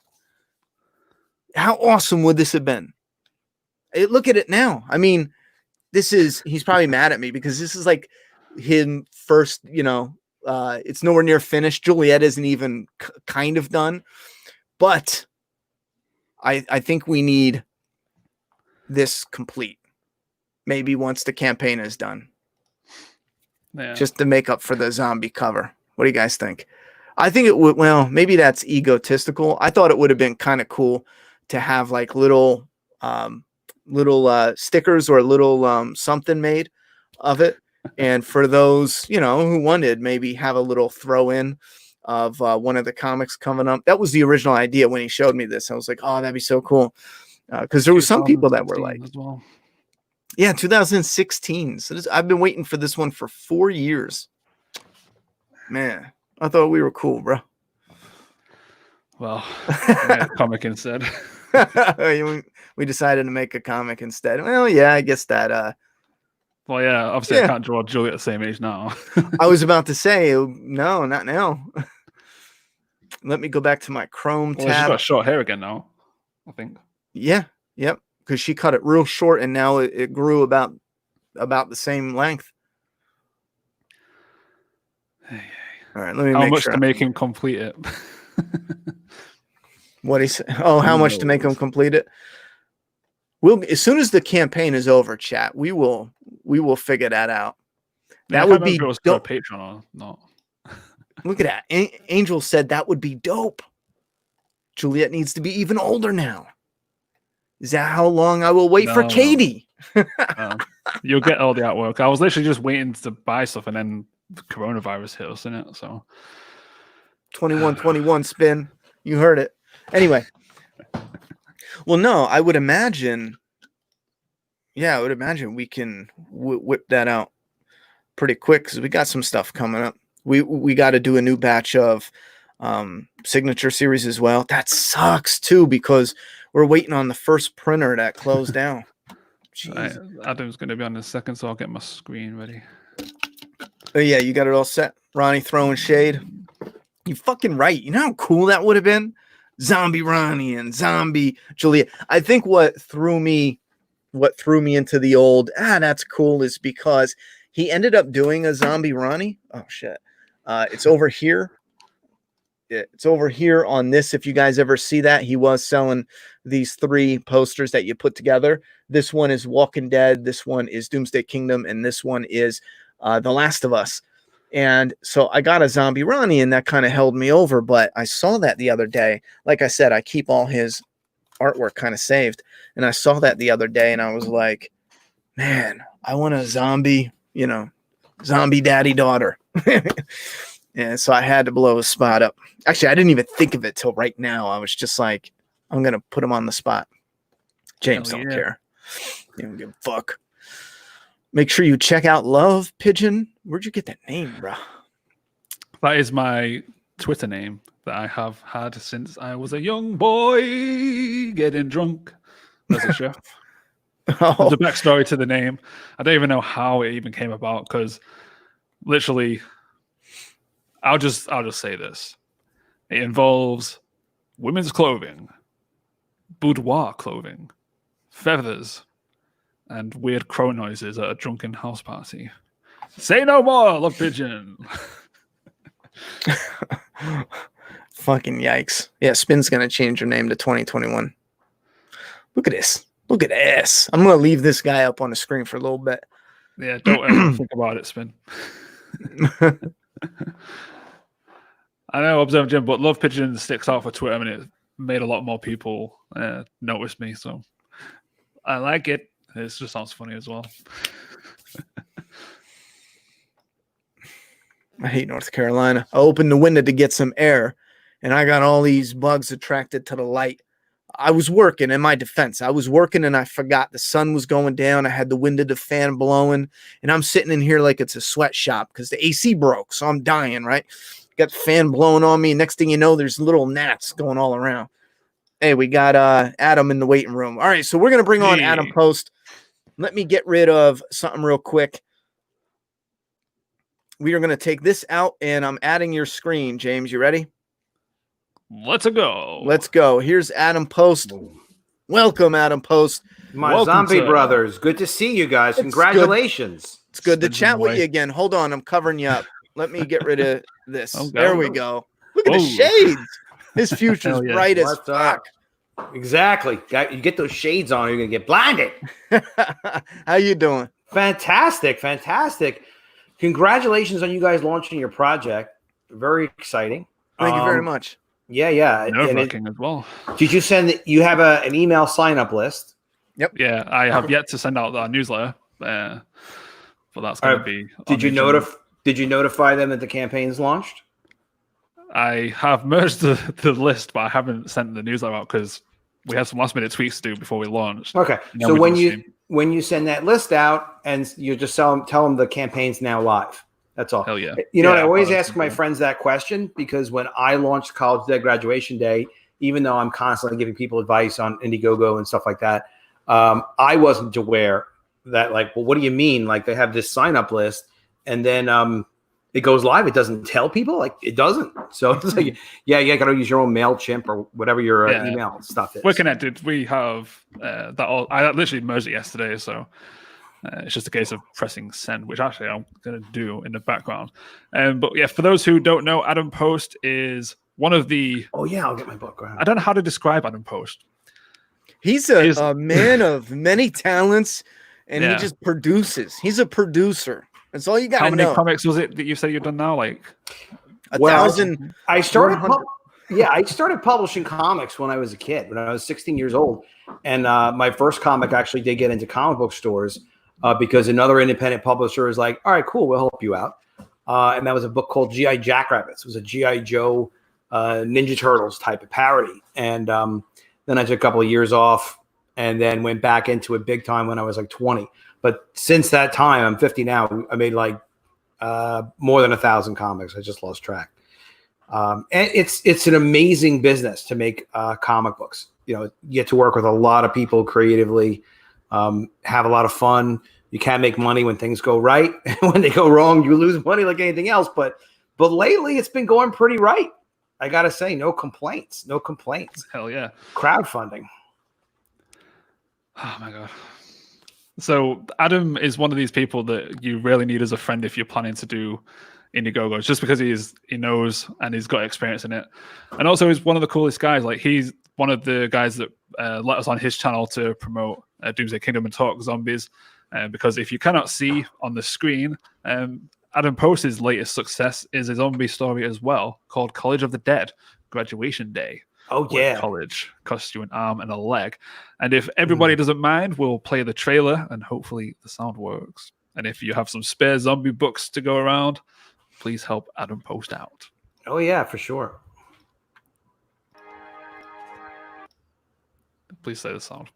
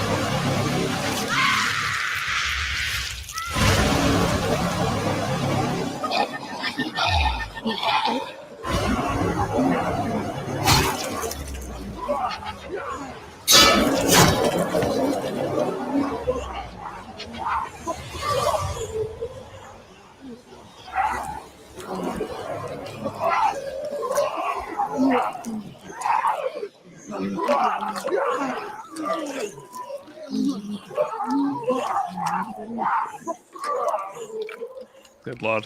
Makes you so patriotic. And that is in demand and will be launching. I'm sorry, not launching, but will be shipping June. How is the shipping process going? Shipping is going really, really well. I have all of the prototypes already. So Nice. I've got College of the Dead. That's the Wait, main hold on. cover. Oh, okay. There you go. Go ahead. That's the show it main off. cover. And the campaign is at collegeofthedead.com. That is the really popular alternate cover of this poor girl running into the wrong zombies at the wrong party. That's the one I got, chat. Yeah. And that is this girl not getting eaten by a different girl, but not getting yet eaten by zombies, running around with a torch. Hot torch cover, I call that one. And then this other one I call College Bound, where the zombie is basically breaking into this girl's college room and ripping her to shreds.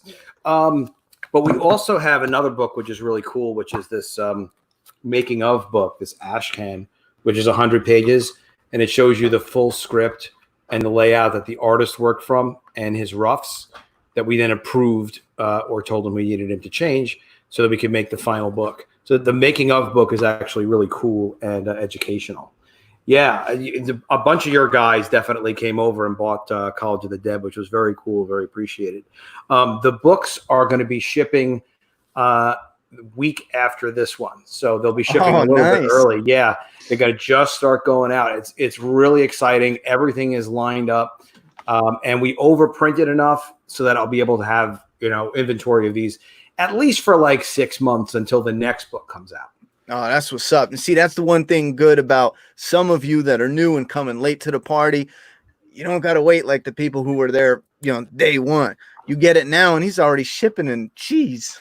So yeah, you're even better off. Yeah, it's hop on and check it out. Sometimes it's best to wait when you're back in campaigns, kind of keep the idea on the progress and see how things are going. You guys have your book done already, right? Just about. Very cool. Very cool. It's a lot less hassle when you have the thing like done or nearly done. That's like when I make these, because College of the Dead, that's the second book. The first one is the one with the football cover. So when I offer these to people, we've got all the art done. We've got all the coloring done. We have very, very minor things with getting it ready for print by the time we start promoting it, letting people know it's coming out. And that's so much easier way to work than selling the book and then you have to go make it. It's a lot more work. And things always take longer than you think you're going to. So we have almost all the layouts. I think we actually do have, except for minor revisions, all the layouts for the book after this, which is College of the Dead Spring Break. That one will come out in January, but this one's coming out in June. Now, I was going to say, I didn't know if you had shared it in the chat. I missed that. But I shared it just now. Oh, thanks. It doesn't look like it. Chat, did that link out? Oh, never mind. I forgot. I'm clicking on StreamYards. Never mind. Yeah, StreamYards, it gets a little wacky using StreamYards. I've only used it a handful of times, so I'm still new to it. But I do like it. I dig that you can do the comment thing. Like, bam, I got to put him up on the John goes right up and pop. I like that. I dig that. It's pretty good for super chats. It's got a pretty good little system. And it gets a little fancier if you subscribe to it. But to find the campaign, you just go to collegeofthedead.com and it completely redirects right to it. And yeah, it's great to have people support. You can buy, you don't have to buy. There are a bunch of different variant covers in comics. A lot of times people like to collect different covers. I got crazy with the extra covers because I started on it and I just kept loving everything the artist was doing. So I was like, well, give me another one like this. Give me another one like that. So we wound up with 4 covers. But you can get whatever you want. You don't have to get everything. But you can't. There are some people that are getting everything. But you can get the first one too, which is pretty cool. So you can get, so you don't miss anything, basically. Now the first one is still in one of the tiers with the in demand, right? You still have some of those available. Yeah, absolutely. So it's the first one along with the new one for the chat. Yep, that one. That's actually the featured one, which is what people are usually getting. A lot of people usually get that because they're like, all right, I want to see the whole thing. And I love it because we actually sold more of the book one than the first time. Yeah. We sold like maybe twice awesome. as many book one on the second issue than we did the first time out. It was like great because the writing's really good. It's what you think it would be. It's a George Romero style zombie apocalypse taken, really seriously. You never know what's going to happen to the cast. You've got college students mixed with a couple of professors. Everybody kind of reacts a little differently. They're all thrown together. But, people become survivors who you never think, could keep their act together. And then other people who you think like could really handle themselves don't necessarily survive. Excuse me. And but you also have themes in it that are very like college oriented themes. So, people have seen it and be like, oh, it'll definitely be a show. It'll definitely be a movie. Like, who knows? But my focus is let's just do the graphic novel. Let's just do the comics, make good comics. Yeah. A good story could be anything. It could turn into anything. But if the story isn't there, then all it is, just an idea or something like that. But definitely pretty cool.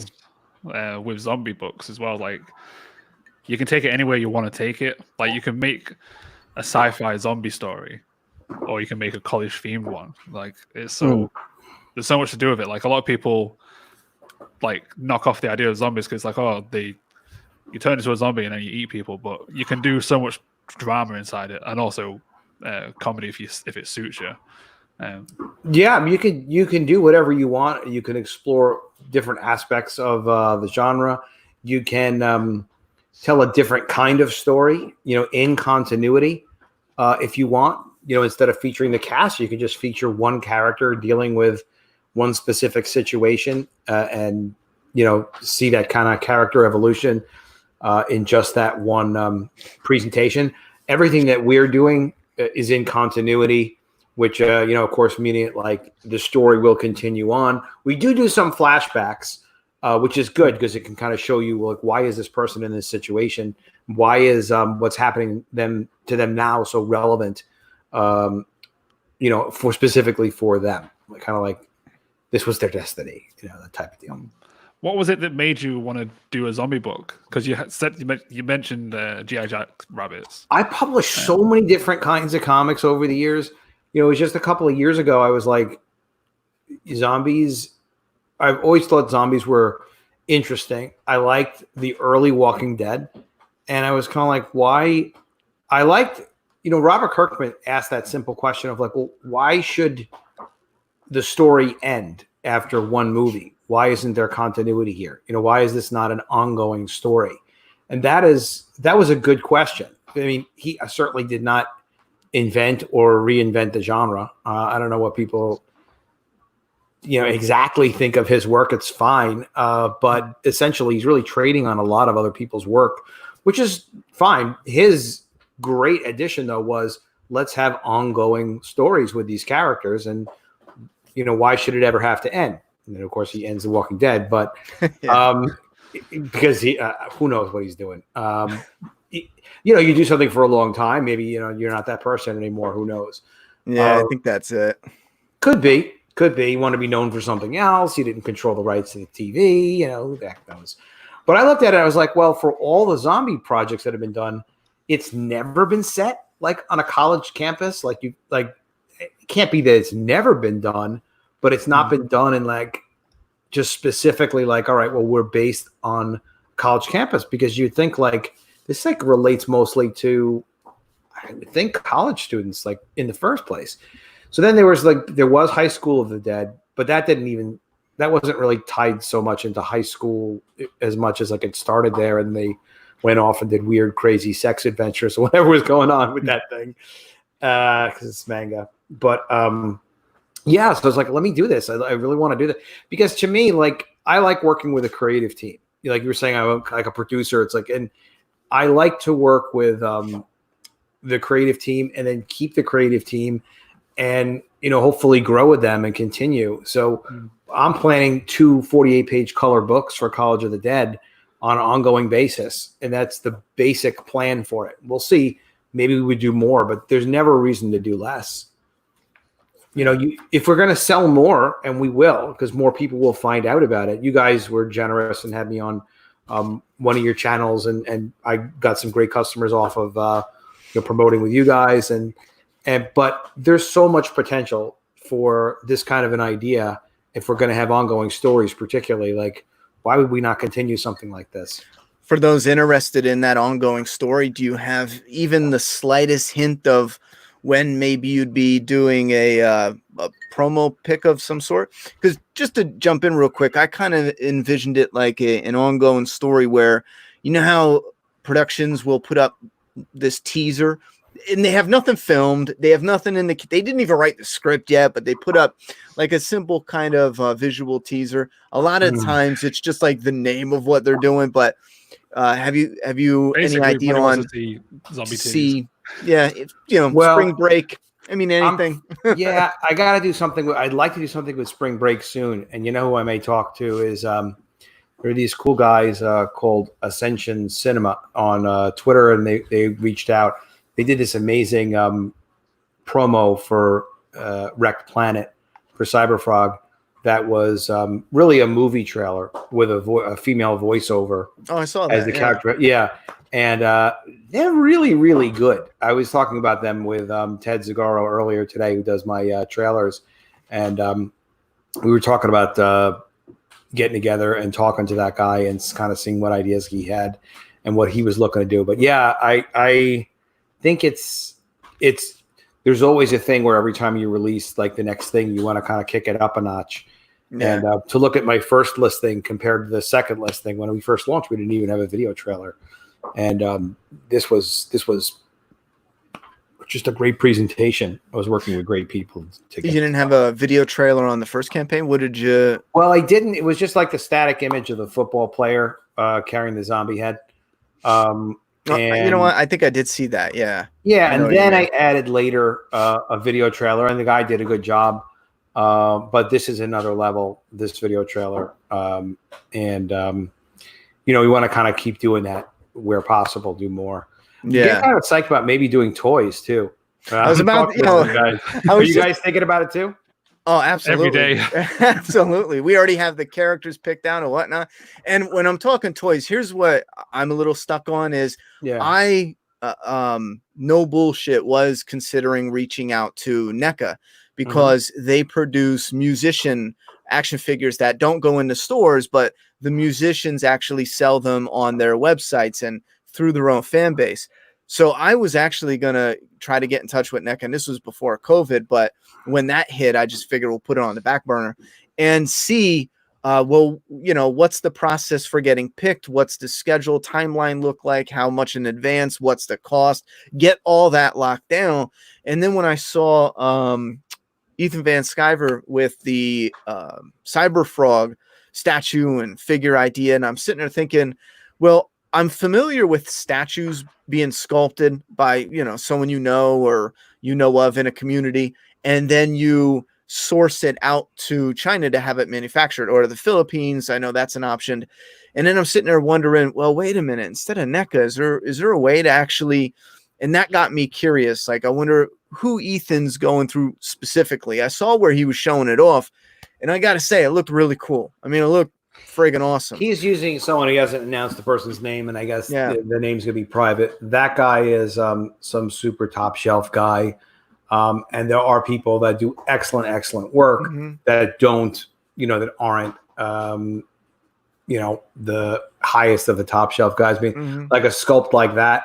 When Ethan's paying people, if he's paying somebody like when he paid Jay Lee to do the Jay Lee cover for Wreck Planet, you know, obviously he's worth every dollar, but you know, it's top dollar for stuff like that. There are sculptors. There is a friend of mine who I've been talking to just a few days ago. We were on the phone for a heck of a long time. So yeah, it's doable. It's very doable. And I think he knows the NECA guys as well. The NECA, as a publisher of toys, as a manufacturer of toys, they have access to the guys, you know, they give work to freelancers to execute on the stuff. So we can probably find some of those guys, and maybe there's kind of a zombie series we can work on together where we can kind of market. If we're able to market to both our audiences somehow, we're able to, you know what I mean? Get some extra push out of that. But all the stuff, you know, it costs money to make that stuff. Oh yeah. But once it clicks, an arm and a leg. Once it clicks, you're in pretty good shape. You guys have a good audience though, too. We have a handful that are really interested in something to display, whether it's a figure or mini statues. So after the campaign and moving into volume 2, I think that's something that I really want to pursue. How many is my own? Because I was sick of waiting. So I've got. Can't really see. Let me see. Full screen it. Hold on. I'm a Full little screen slow option on it. is great. Bam. Oh wait, that ain't bad. Oh my god! So I custom made this myself. I even got a sculptor to do the head, but it's basically replicating the cover. So how many people? When you say a handful of people be interested, is it 50, 100? Do you? You know what? We'll run a poll because I have no idea, to be honest.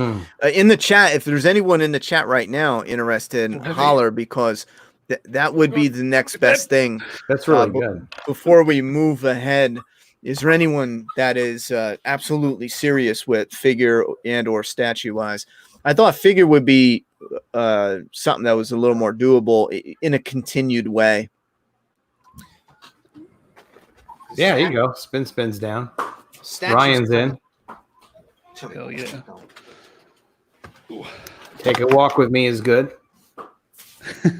I'd buy Yeah, a figure. I'm gonna find out more information over the next couple of weeks. I already have some, and it's very encouraging. And it's the guys that like a NECA goes to, Yeah. and are like, all right, and then they also manage the sourcing relationships, and that's very important because you can go ahead and give $50,000 to some dude in China, and it doesn't mean you're going to get anything. You know, that was one of the problems. I was kind of seeing how people went about it, because I know with the statue community, I know a few people that do those custom statues, and things happen, but you build up those relationships, and some of them have people that they exclusively work with. But again, that's a statue. It's not figure. I don't have anyone on hand that has the capability or can plug it in. But the guy I've been talking to, it's statues, figures, and it goes beyond. Yeah, so the guy's he's very connected with all that stuff. We aren't ready to rock and roll right this second, but I think that's when you start, because if you wait too long, I don't know if we can get the ball rolling, but it is something we are interested in. Nice to see that you're going to make some figures, because I would like to make some beauties, if you know what I mean. Exactly. Well, I was thinking I'd love to make an action figure for every book. Yeah. Because I got the football player holding the zombie head. So maybe the zombie head comes off and on. I know what his head looks like without the helmet, because we already drew him without wearing the helmet. The helmet was added later. So that could be one figure, and then another figure could be like this girl somehow. I don't know how we do that. A variant figure, with a top and then no top. I'm just saying, just putting it out there. A no top type of situation. Well, I ask them how they handle it. I always say no, but then again, if there's money involved, there you go. Sometimes you got to do it. Man's got to do what a man's got to do. I realized the link I sent to my parents was also not working. The YouTube. We had some issues with StreamYard starting it. It was making duplicate streams. Oh, wow. So the one I tweeted out, luckily it merged to this one, so I didn't get wasted promotion on that. But let me send it to my friends and my dad and my mum, and not be able to watch it because it's the old link. Adam, you do for example, let's say you do you schedule a stream on YouTube, right? Yeah. And you've done that before, right? And then you go to jump on StreamYards. Do you get rid of your YouTube schedule, or do you just jump on StreamYards and it's all good? Because I scheduled a stream, I jumped on StreamYards, connected it to my channel, and both YouTube kept it up and StreamYards, went with. I might have did something wrong somewhere. What happened would be like this. So let's say we were going to schedule for 8:00 tonight. Yeah. We're going to schedule a YouTube live show. It gives you an opportunity when you're in StreamYard, you're setting a time for 8:00, whatever, to do it. It gives you an opportunity to upload a thumbnail. Did you do that as well? I did a thumbnail. So you can upload a thumbnail showing that you're going to launch at that time. And then what you do is you're communicating to YouTube when you're doing that on StreamYard that you want that you're doing that stream at that time. And then YouTube will send out a notice before you're live. Just as soon as you launch it out, it'll send out a notification. All right. That's where I went wrong. I scheduled it through YouTube, not StreamYards. And then I jumped on the StreamYards thinking it would auto connect and it does not do that. You got to do that's where I went wrong. I got to schedule it on StreamYards. StreamYard. Yeah. Then it tells YouTube. And as soon as you tell YouTube, it will send a YouTube notification. I think as soon as you schedule it, not necessarily when you're live on YouTube. Mm-hmm. So if it's an hour ahead, it'll send it as soon as you say, hey, I'm announcing I'm doing the stream. And then people also see it as hey, set reminder. You've probably seen that on YouTube, a live stream coming up. Yeah. It's a lot of it's fun. It's easy. It's good stuff. And it works great.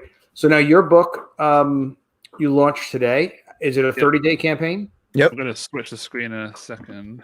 Cool. We just hit another percentage. Congratulations. You're going to get that email out within the I've next just sent it couple as hours? well. Yeah, All right, good. about Yeah, 10 minutes it's ago. gonna help. That looks like a very unhappy clown. It worked because I got the email. Oh, Yeah, Wait, let me close this off. Oh, did you get the email? Cool. Yeah. Yeah, you guys are off to the races. Hopefully Excellent. the link works. Hey, the email looks pretty damn good, I tell you that. Glad to be Yeah, Zombie totally. Brothers with you guys. Thank you very much, Adam. Hell yeah! Right. We're in the Make club sure for I'm sure. sharing, not the back end one. You know what I'm thinking too when we make zombie toys? Like maybe we Yeah. can also source existing other zombies that are like next to our unique zombie. So that maybe like if we have a figure that has to be like a $50 figure, maybe it could be our main character, but then also come up with like surrounded by like 2 other zombies that are very inexpensive because they're kind of like commodity zombies. Oh, gotcha. Like Filling it out, kind of. Yeah. Filling out your horde. filling out our horde. Hell yeah! So we just jumped up to 33%. Fantastic, guys. Fantastic. Cool. I'm surprised those original art tiers are selling already, which is insane. Yeah, your original art's very inexpensive. That's what people say, but I thought it was like like it's competitively priced. It's a deal of a lifetime. Hell yeah. Do you have an option where someone can get drawn in to be eaten by a zombie or be a zombie? Not for this one because, Yeah. like I said, the book's pretty much done. It's just a case of getting the files colored and then re-editing the other issues because there's some tweaks we want to do with like panels and word balloons and stuff. Yeah, it does. So even those who have read the issues, like they might get a little different experience reading the volume. I bring it up because people always bring it up with me, and I know people really like it. Oh, they do. And people pay for it, and like I want to be in the story, and it's like, well, my book is done, and I don't want to mess it up. I want to ship it on time. So I tend to not do. Eventually, I'll set up a way where people can do it. They can kind of. Yeah, it depends on the timing, like when you're gonna launch stuff, but.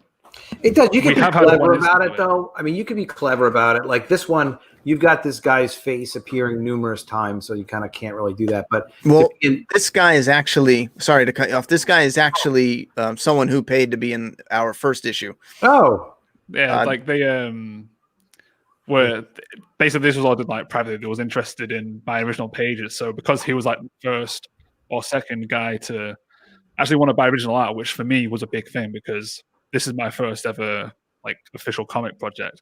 So the fact that someone wanted to buy original artwork from a book that was still in production, I was like, you know what, you're going to be a zombie then. Oh, really cool.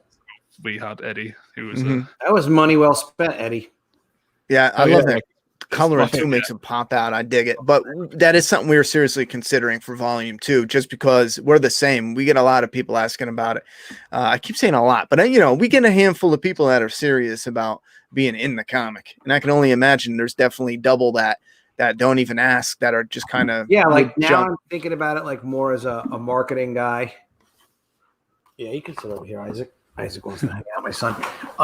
And like kind of join us on spring break. Mm-hmm. It's like, you want to go on spring break? Well, it's going to cost this much money, whatever. You'll be in the party, party with us in spring break and things like that. Like, yeah, all right.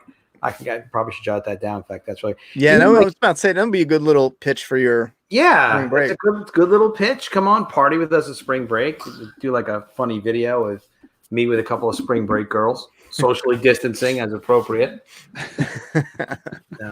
Yeah, so we'll see. But yeah, the art looks great. I remember really, especially like as it goes on, the book that it just gets better and better. This book, it's very cool. I'm surprised. Appreciate it. So what's going to happen? What's going to happen after? Now this book comes out. When is it going to launch? Like when is it not launch? When does it ship? Planning to ship end of August. Wow. Yeah, we're looking at a lightning fast. Compared to that's lightning fast. Yeah. Yeah. I mean, we're just like lightning fast. I'm turning my book around fast, but that is electric fast. Are you lettering now and you're getting into that?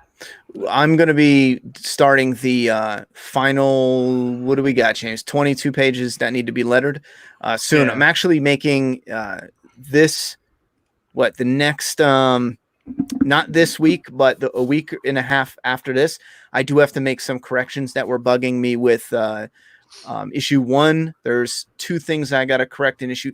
I spelled use wrong. I left the E out of use because use is WOU, SE. SE. Okay. Yeah, I friggin' left it out like a dumbass, and it's bugging me. I did it twice, once in 2 different issues. So I got to make these small little tweaks on previous issues, some decent tweaks with issue 1, but I have to fully letter issue 5, and then that'll be it for lettering. So a couple touch-ups, 1 single issue, and then lettering's done. Cool. Really cool. It's always details and last minute things with putting these things together. You know, it's amazing. We experienced that last night. Yeah, we were gonna go last night. I had messed up something I thought was done wasn't done. I was blanking out. I was thinking of something else, and then we changed the trailer because it was a different song, and because we changed the trailer song, I had to re-edit the where the images were going to go and where the vocal was going to go to match the thing. So I don't know. I even, before this stream, I even went in and added lightning sound, added rain sound effects.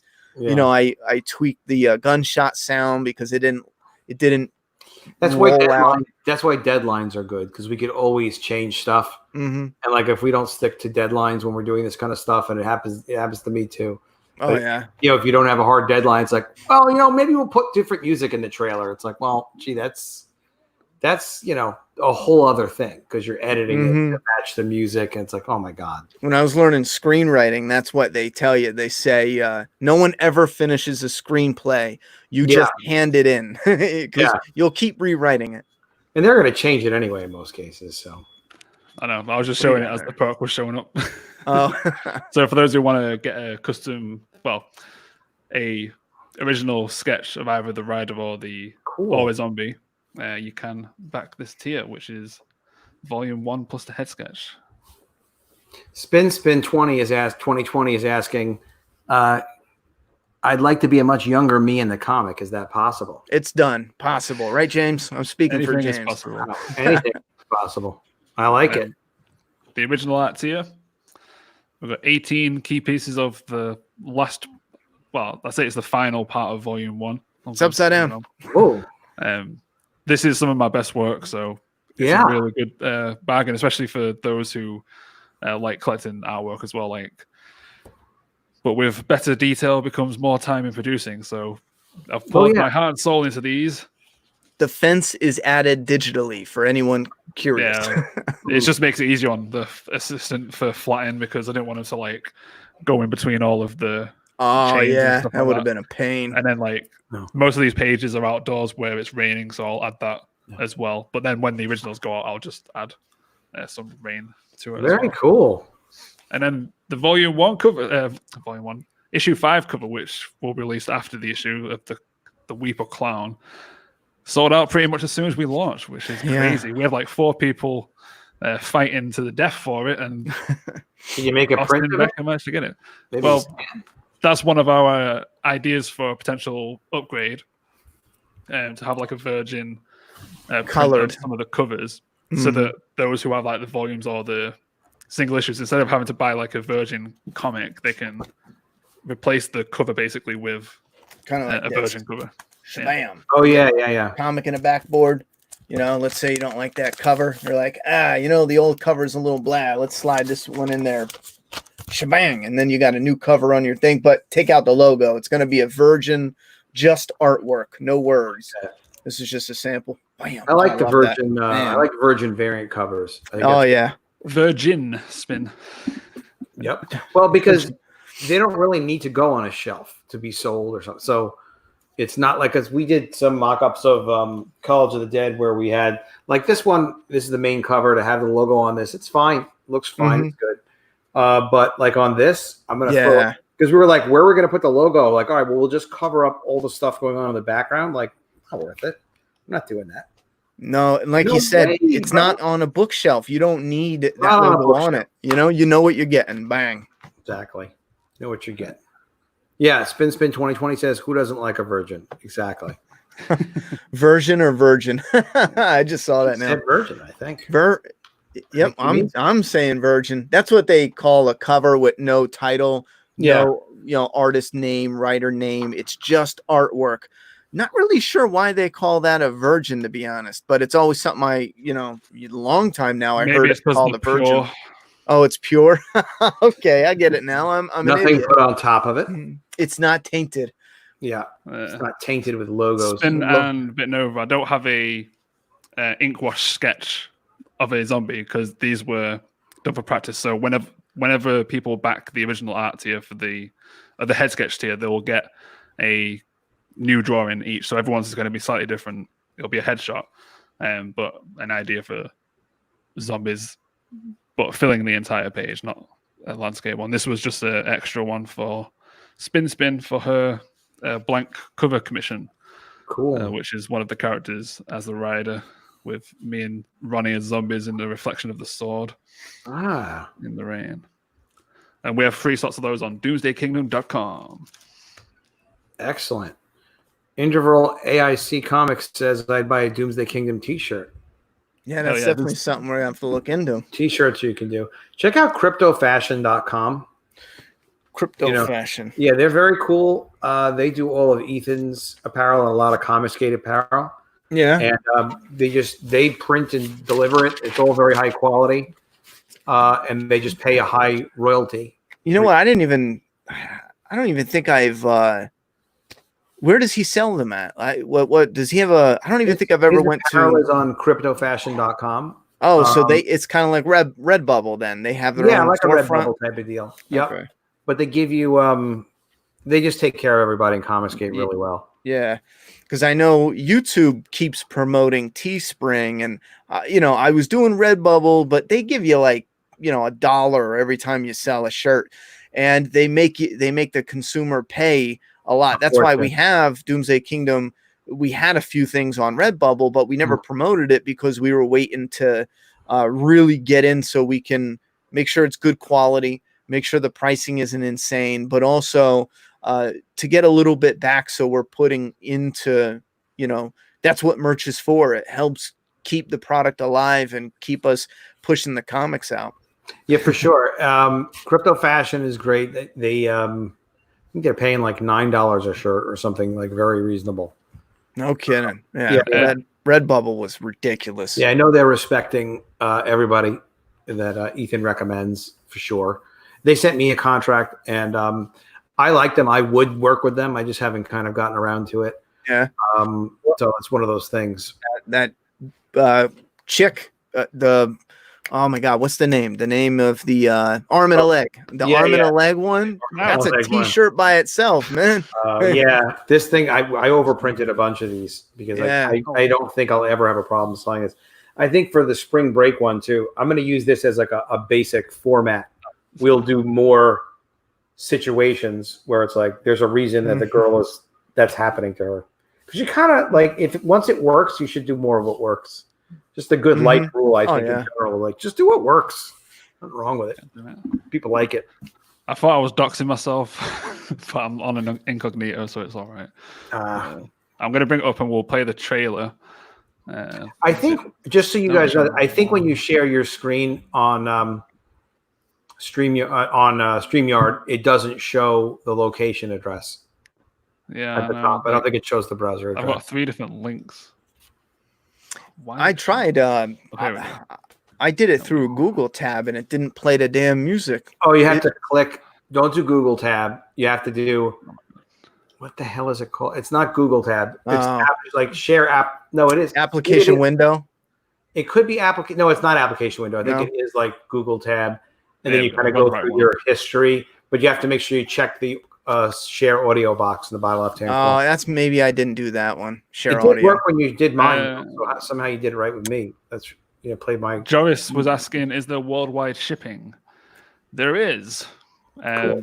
Applies to the worldwide applies to everything except for the original art ones. The original art's only being shipped to USA because I can do that in bulk if there's more American. UK because that's where I'm based, and Ireland because it's easier for me to ship. But because I don't want to risk artwork getting lost to any other country, we've had to just disable that option. But for getting the volume and the head sketch, where the sketch can be put inside the box, the mailer, the book on its own or the 2-book deal, they are shipped worldwide. It's cool. That'll be safe. Yeah, so it's going to be pretty damn cool to get them out. And then let's play the trailer, I think, if he hasn't. Yep, I'm ready when you. Oh, Jim, do me a favor before I forget. Yep. Send me a screenshot or a picture of your statue that you made. I want to show it to my statue friend. Hell yeah, well. Yeah, shoot it to me. Actually, I have some an Instagram pictures. Yeah, just picture as well. make sure I get it, because then I'll show it to my friend. I'll be like, "Can we do something like this?" And I know he'll say we could do better than that.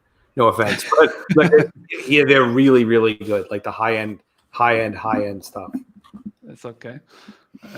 Let me log in. I'll bring it up on the stream as well for anyone else who wants. My to friend is cocky. Yes. Let me know when you're ready. I'll put it on.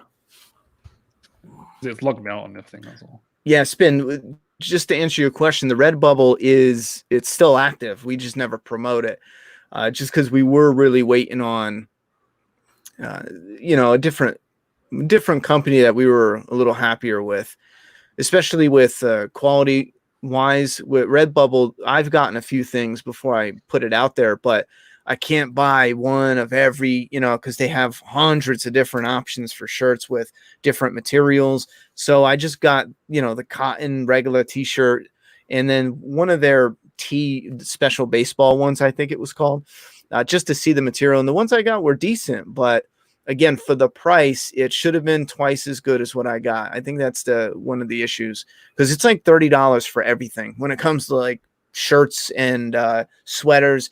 And if you're getting something that's got really decent quality for $30, it's like, well, it's not so bad. But I think this is your regular. They'll take a regular, Hanes or Gideon. What is it? Gideon t-shirt. And then they'll put on an image and sell it to you for $30. It's just not. It's not what I want to do with merchandise. Screen's ready. All right, here we go. So this is the Rider collectible figure that's not collectible. That looks good. And then I did one of the prisoner. Spoiler: the prisoner is Darryl Dixon. I'm gonna send you my. I take my comics seriously. Wow, you're good. Because I wanted to see how the costume actually works. There it goes. There's Darryl. I also made like a full-size cosplay of it as well. Then Charlie Adler, that's one of my prized possessions. He did that's our cool. character for us as well. Yeah, Charlie Adler drew our character, the Rider. I love that. That is so awesome. Wow. Was that recent? No, that was a year ago, I think. 2017. Oh, shit, that long already? Oh, yeah. Man, time's flying. So that was just me testing, because I'm a photographer by day. Beautiful. Wow, you are good. I was just practicing with what the costume looks like and stuff like that. I sent you my email address. Definitely, please send me when you can. Definitely. Yeah, I want to share. I'll share it to my guy. This is beautiful. I mean, it was hard to see in your dark room there, but these. I made it for. Excellent. It's because I was doing my very first convention, so I did this little diorama box thing. So it has like fake grass in it, some like a forest background, and then the actual feeding post I made from a tree that I found, and then just chopped it up and then sculpted the little handcuff thing on it. Fantastic. To recreate the thing, I was gonna have a like a cloak, but the guy who was making it bailed on me, so I was like, all right, fine. But yeah, that was pretty damn cool. And then let's get the page up for. Oh, why is it showing that? That's great. Oh, there we go. All right, I hope the sound. No, it's not. I'm going to have to share that with goddamn screen again. Everybody, hopefully you have backed Doomsday Kingdom. Also, make sure you share this on your social media, guys, if you can. Share this campaign. The numbers are going up, which is great. But if you can just share the campaign on Twitter, share it on Facebook, and you don't even have to say something clever. Just click and share it. It actually helps a lot for the campaign. For real. Yeah, we'd appreciate that. Yeah. Even if you can't back it, like word of mouth is equally as important for us as well. So let's cue that video, Ronnie. It's huge. All right.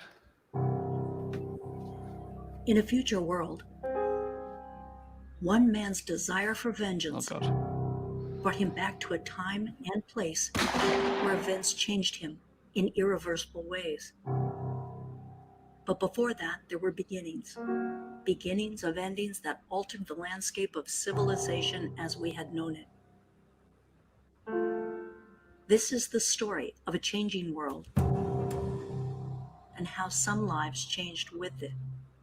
A story about survival from those trapped within the Doomsday Kingdom, where there's a bigger story to tell.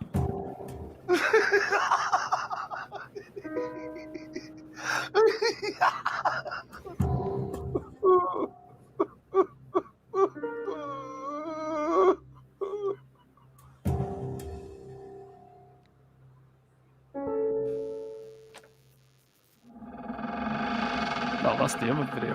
Yeah, that's the old video. I was like, I knew What I the hell? should have ripped it off of YouTube. I can't put remember it which channel unlisted just to I figured, maybe someone wanna go back and look at it or something. But yeah, it don't matter because it's only a few different new effects. I am gonna rip it off YouTube though. That way, people just have the one. I had the link saved. Come on. Did you? I No, was wish I'd- looking up. I was I was like, trying to why put is it Adam's thing glitching back out? on. Oh, Adam's thing. Yeah. So again, we've got to keep these zombie books undead. And Yeah, we living need forever. more zombie stuff. Now with the Walking Dead TV show doing so low, you got Walking Dead comics not even there. Now it's time for even more zombie stuff. And the thing that I love the most about the zombie genre is I was thinking the other day about a good way to word this, but it's literally like a theme that's interactive as far as when you're making something that's in like medieval times, right? It has that medieval theme, the visuals, certain sounds, and certain way of horses and swords and metal. If you're doing something from the 50s or, a movie from the 60s with greasers and socias, or no matter what you're doing, you have these certain elements that make it, those certain themes, the vibe of it. But with zombies, it gives you that. And it's interactive. It's a theme that will jump out and bite you and tear you apart. But a lot of the things some people don't, or it's easy for them to overlook, is that extra layer of the different way you can tweak that. Like College of the Dead, it's zombies and it has so much similarity to the classic, zombie genre, but it also has that element that it's, totally different from The Walking Dead, as well as Doomsday Kingdom. You have those similar elements that all zombie fans love, but there's that big difference from, Night of the Living Dead, big difference from The Walking Dead. I think it's a lot more versatile than some people give it credit for. The Last of Us, it's a zombie video game, and it's going to be a zombie TV show, and it's so friggin' different. Some people would even argue it's not even zombies, but it's zombie-esque, it has that. Yeah. It's post-apocalyptic as well. Yeah, it's a post-apocalyptic zombie-esque grounded in a world, like our own. I think we need more, not less. We keep hearing people. We need more. A lot of zombie stuff. Good. Like, you're passionate about what you're doing. I'm passionate about what I'm doing and keeping it really careful to be very good. I want it to be that if people discover this right now, college day, graduation day, that they'll say like, "Hey, this is really well done. This is really good.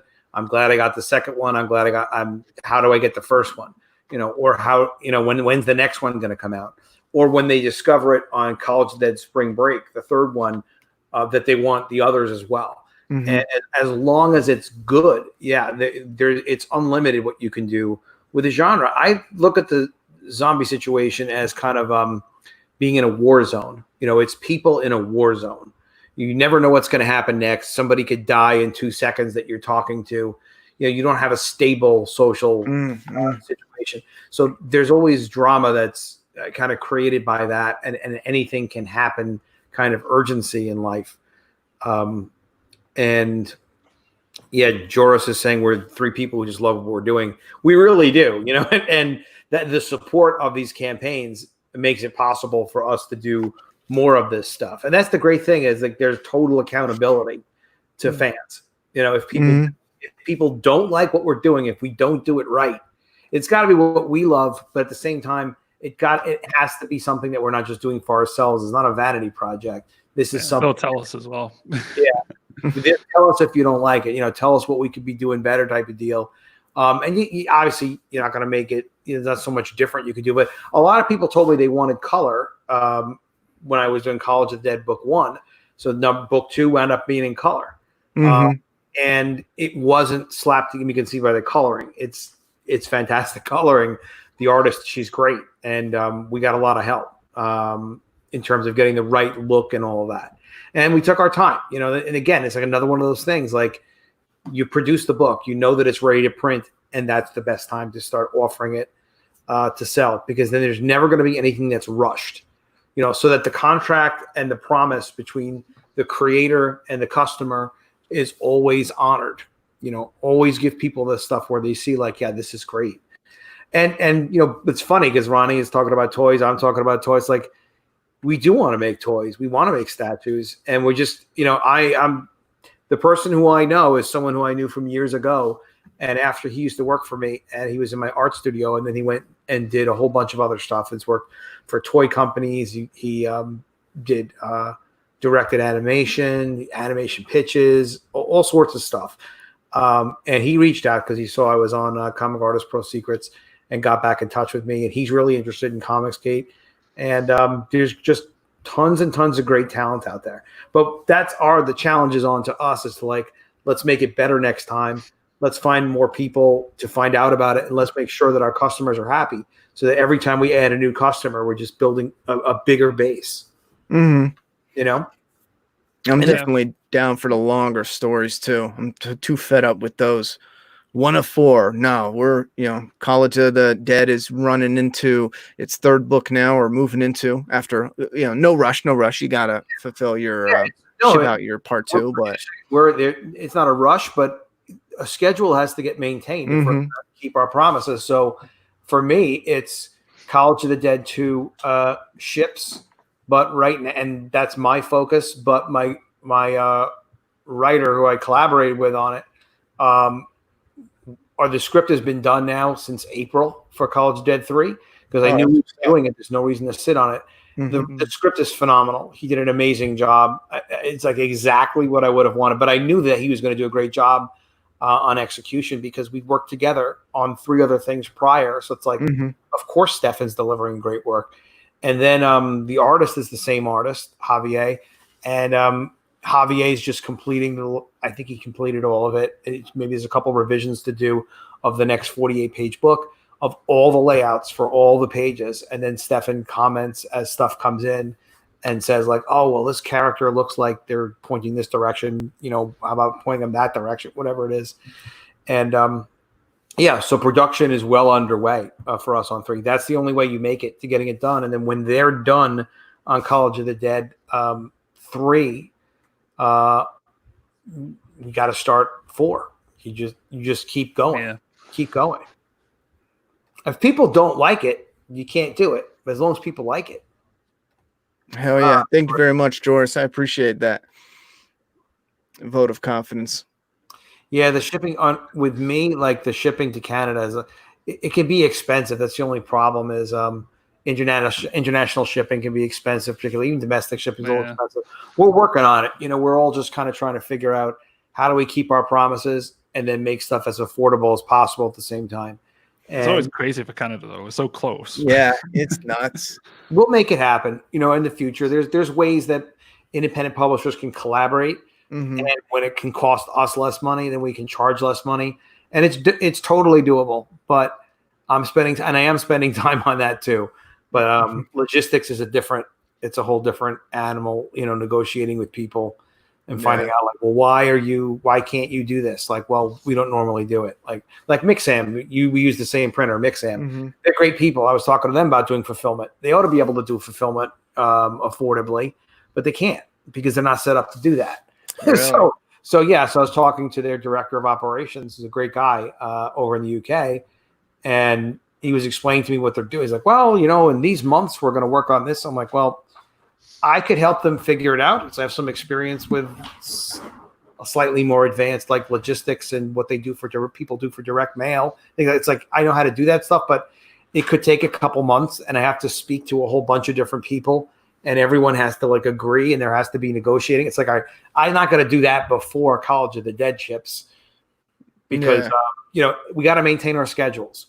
So then that's a conversation to have a little later. But we're going to get there. We're definitely going to get there. I don't have a digital version of College of the Dead.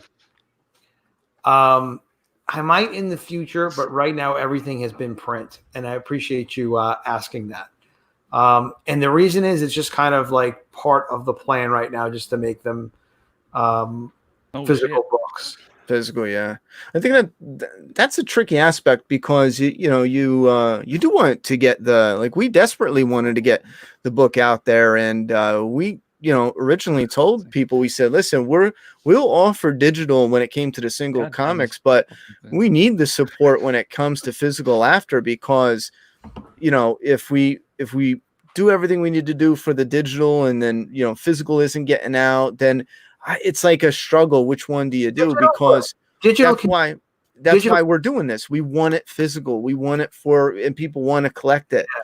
But digital's great. The thing is this basically is you have to have a strategy for it. There are places where digital is sold and it makes a lot of sense. And it's a whole other, not like YouTube doesn't take a lot of time. And like my YouTube channel, please subscribe at AdamPostSpeaks.com. But it's a whole different channel. And there are some comics I did in the past. There's some parody comics I did called spoof comics, which were female versions of famous male superheroes. And there's like 40 of them that we did that I'm probably going to offer as a digital bundle on a future campaign. So that'll be kind of starting to get into digital a little bit. And why would I offer those digital? Like, because it's like 1,000 pages worth of material. Yeah. That would probably be a good one. Spin says, I really think that digital issues help bring in new people. Once they see it, they want it. That's true. You could sell digital copies and then sell physical copies after the digital, which is just more and better for everybody. I'm not against it at all. It's just like everything, you have to kind of think it through. And then there are people that, because maybe when it wasn't available initially, if I offered digital, let's say tomorrow, people might be like, well, wait a minute, I spent all this money on the physical and digital wasn't available. That's not fair to me. So you have to consider what your promises have been and just make sure like everybody's being taken care of when you're doing it. Plus, it's one of those things where it's like, oh, cool. You want to give someone a physical thing. Like, digital, we offer digital for our singles, but this is like a special occasion thing. This only happens like 1 or 2 times a year. So we want people to have like physical books that they can be proud to have. Yeah. And I've seen people talk about that too, like offering maybe digital individual issues and then collecting them as a physical product. It's logical. It's interesting. It helps you gauge your audience, because again, that's another cool thing about Comicsgate is that people have such a direct way of getting in touch with us, because everyone's doing the shows, they're showing everyone else's stuff off as well. I will comment live. I will give you guys this tip, is that Comicsgate people have no positive experiences with digital, particularly the major ones. Yeah, I've seen it like myself as well. So if you happen to eventually you'll be on these channels, and I'll make sure I send you guys the list of the most current list of great Comicsgate channels to get on and promote your stuff. Of course, I'm on there, but there's already back the Vinny one through the woods, and then we were told there's like a queue. So it's not even about backing as much as it's about like to promote you guys. So you guys can promote your stuff and let people know that it's out there. You guys are Comicsgate, but I wouldn't mention the digital unless they ask or it comes up in a chat. It's not something you want to get. Don't get into conceptual conversations about digital, because they get people get bent out of shape so easily over digital. It's really funny. I don't know why, but like, oh, we don't do digital. I was like, all right, fine. I'm surprised. That seems like such a I don't know, a non-issue. It's a non-issue, and that's kind of how you guys got your book going in the first place. So, if people ask, you tell the story. That's all. Just share the screen again, Ronnie. I would like a poster, tea, drinking glass, or mug. You offer support. I want Ronnie to benefit, not some greedy company. I will support Make a Path, being a fan for 4 years now. Well, thank you very much, Air. Cool. And we will definitely look into some merch. Yeah, we actually we're going to wind this down now. If any last questions, I always give a little bit of time. Any last questions to throw at us in the chat, Shoot them at us. Any question of any kind. And I love Just streaming with one you guys. I'll do it anytime. Speaking of poster printers, I'm going to send somebody to you guys who's done a couple of digital posters that have been beautiful for me, particularly like 1117, but they do bigger format as well, but very reasonably priced and very high quality. That's what's up. Appreciate that. Going over to Love Pigeon. Yeah, I'll send them as well. All right, so we just got another influx of money. Fantastic. That's cool. DKFC Gaming says, in my opinion, if selling a book to have a issue worth for digital, a good selling point as a reader, if I spend $5 and like, I'm buying the book, where if I'm on the fence, drop 25 or more and I'm ready, probably won't. Yeah, I don't blame you. When it comes to that, it's such a everyone has a sliver of a different outlook on it. So when it comes to that, I could probably see why people just go at it, because you can do anything. You can not do it and do physical. I mean, you're always going to run into people that have a preference. I'd love to do a digital bundle that was like, look, because these making of books that we make for College of the Dead book 1 and 2, they're each 100 pages. So I could do like 100 pages of this making of, another 100-page book of the making of for book 2, plus book 1, plus book 2, and make that even like a $25 or something that it's very reasonable as a digital product, and save people on shipping and stuff. And if they just want to read it, like, what, it's particularly a book like this that maybe I should make these digital or something. A book that's like a making of book that's very educational. Like, why not do that? But the whole thing is, the answer to the because is like, you just have to think all through, like, all the promises that were already made to people about it being physical. Yeah. But anyway, back this book, Doomsday Kingdom, and take a look at College of the Dead. And if you have money left over after that, back College of the Dead. Adam, did you see the bookmarks? Did he see show the me the bookmarks book. yet? Something look gold. I'm like, what is that? That looks cool, bro. Oh man. Oh shit. Look at that. Beautiful. Now, so these are bookmark size. Hell yeah, these will be one of our upgrades if we hit 7K. So everyone will get these included in the stretch goal. packages, So what that means, guys, is when the number, it's going to be a when, but you can certainly help even just by sharing the campaign back in the campaign. When they get to 7,000, that means everybody who backed at any level will get those really, really cool bookmarks. That's what a stretch goal is. And there'll be even more to be revealed. Yeah, those bookmarks are sick. I like them. Beautiful. Yeah, if you want to do posters of the clown guys, that clown guy cover, you could do that. You could do them as prints. This right here, the Virgin clown. I definitely want something. Yeah, keep that high res scan, but it's very affordable, and they can do them UV coated too, like they're super shiny. In fact, I'll show you real quick. They gave me a couple sample posters. I'll be right back. I'll show you. Love the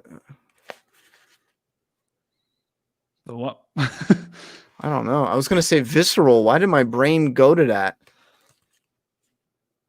Is he trying to say I'm fucked up? Is that a word? Physical version. Physical? Is that what he means? Yeah, physical. Put them on your shelf. I love the physical version. It's a thing for. Oh, I see. All right, his finger must yeah, my brain was going to how did that auto thing happen? His finger, instead of hitting pH or something, must have hit just a V. It's a thing for life. You can put it on your shelf. I agree with you, brother. I agree with you on that. I love physical. This is an 1117 that those guys I sent you the link to, Poster Ninja printed. Oh, hell yeah. This is 1117. This is the torch one. These I don't know. Sexy and disturbing. Yeah, that's it. Just like me. Hella glossy. Yeah, the UV option. That's why I wanted you to see it. So it's like, because they have a flat print that's it's like $1 or so. It's really not expensive. This is a secret variant cover that nobody knows about. Oh, look at that. That's a cool one. Slim. She's like a zombie herself, looking at her selfie. Breaking out those tops. Not real. Yeah. Busting loose. She just called this one busting loose. What? I can't. what can I do? It is what it is. But telling you, how am I going to tell gotta an get those artist? posters out. Am I going to tell an artist like, yeah, you know what? I don't want that cover. I don't really want this. Like, yeah, don't do that. Like, I'm going to have them keep doing this stuff. That's why you find people that you work with. You just kind of want to keep working more with them. All three of those are great. This is a movie poster mock-up that he did that a friend of mine kind of designed it like that. But yeah, you can see it's like super shiny, and I forgot how much they cost. They didn't cost that much. Were they delivered to you flat or in a tube? All flat. Okay. All flat. And that, yeah, they were flat, and they were in good quality. So they were cool. Good people. Hell yeah. We have to do that. We have to share vendors. If we find someone who's good, then we share it with that other guy. And yeah, right now we're with the same people. I know we did grab. Hold on, let me get this. We did grab a couple things through a company called Print Runner that was actually really good. I don't know if you ever heard of them. I'm trying to think of who else because we had tried a few different people when it came to printing. I know we did something with Kablam. We no longer use Kablam, but we did do something with Kablam, and they're good on fulfillment. They will actually help with fulfillment. If you have stuff that's, let's say you're really starting out and you want to deal with small bunches, you can go to Kablam right now and buy a single, you can buy one, floppy comic of yours for $6 or something. $6. Oh, my bad. It's okay. It's not going to show anything. It's on a incognito. Hold on. I just shut it down. There we go. Secret. You're going to Kablam. You could just buy your one comic and you're done. You want to buy 3 of them? That's what we used to do. We would get 3 of them for samples, and then they did it good, and then we would go ahead and order 500, 1,000. So if you're really starting out, definitely Kablam. But if once you're established even a little bit and you're buying hundreds at a time, I think you should go with Mixam. Mixam.com, and you can check pricing right now. And the deal with Mixam is they work with printers who will print digitally like Kablam does, which means you can print one at a time, although their price for one is high. It's like $25. But when you're printing like 10 or more, then it gets to be about the same as Kablam. When you're getting to print 100 or 50, it's actually cheaper, I think, than Kablam. But when you're printing 350 or more, that's when they can switch to their offset presses, which is traditional printing. And what's good about that is the marginal cost, meaning like the 300, the extra 100 after 350 costs like half or less than the average cost. So 350 copies or say 600 copies of College of the Dead might have cost around $3 each to print, but to print an extra 100 after that cost like $1.20 or something like that, $1.25. And that's because it's now switched past 350 copies. It switches to being worth printing offset. So yeah, absolutely. Mixam, we all recommend them. They do a great job. Great attitude. Someone just in the chat said, just an idea, would be cool to have some of that awesome Doomsday Kingdom artwork on a mouse pad. Do you remember the one I showed you, Ronnie? Oh yeah, mouse pad. I never got it delivered because I had to cancel the shipment, but I'm just trying to find a picture of it. But the volume cover, the fireworks section, bit over. I was actually getting made as a sample on like quite a large mouse mat, basically the size of your keyboard. So it's like a desk mat with Doomsday Kingdom artwork on it. Looked amazing. They're just costly to produce. Like, you know what? Maybe we need to do. Maybe we need to do like 5 action figures or 5 statues or something. Maybe 5 action figures, and then we mean like different characters. Well, like one Doomsday Kingdom, one College of the Dead. But then, like, I can talk to some of my other friends, and I won't mention their names in case they want to blow me off. But no, like if they want to make toys too, like then when I'm talking about my toys, I'll say, look, this is part of the whatever. APMG, whatever, toys collection. And then be like, these are all 5. These are the set of our first 5 releases or something, or 3, whatever's the right number. But then we're kind of like cross promoting simultaneously. That would be kind of amazing. Are If it you worked. thinking? Are you thinking of holding inventory, or Well, we you have to. personally yourself, or are you? What How are happens? you? You talk about. Well, there's a couple stages. Stage one is digital sculpting, where No, people I just look mean, at just my curiosity is, instead of running through the whole process, Mm. just out of curiosity, when it comes to storage, are you interested in having a fulfillment do it, or are you interested in Well, having the stock right in your thing and you ship it through there's your website? there's two moments. There's the moment of, all right, well, we've got 800 orders to fill. Yeah. So it comes in a moment that we have the pending demand, and then that could be fulfilled over a couple of days or in a day, however that's executed. But then there's the question of, well, what happens after that? Yeah. The answer to that question is, well, what the F are the economics? Does it mean that, like, producing a $300 retail statue, which is like a 16-inch statue with a 6.5-inch base, let's say, really cold cast resin, beautifully painted statue. They cost, the break even might be 50 statues or something, but then, which is not no money, but the marginal cost of the statues could be like $8 or $10 each after that point. So the thing is if you think over time you can sell 500 statues and you sold 60 or 70 of them in advance, would you physically want those statues that cost? Would you say, like, I'm cutting it off at 50 and that's it? Or would you say, like, I've got, an opportunity to spend $3,000 and have, how much is that? Whatever, a whole bunch of money's worth of inventory. So it's just a balance. It's just a question of, like, I want to know what those break-even numbers are first, and then So you want to know the specifics, and then you'll decide whether. Yeah, we have to do that. We have to know what we're dealing with, because the thing is, as much as we want to make these things and they're cool, they're awesome, we love them, the economics have to make sense. Like, you don't want to do something if it's like, well, all we have to do is sell 1,000 statues for $300. Yeah. Well, well, my friends already do the custom statue thing, and I already know right now I'm not fucking with it, because the boxes are this big. You're not storing I can't. There's nowhere I'm putting statues like that. Right. I can't store 5 of them right now, let alone 50, 70. Right.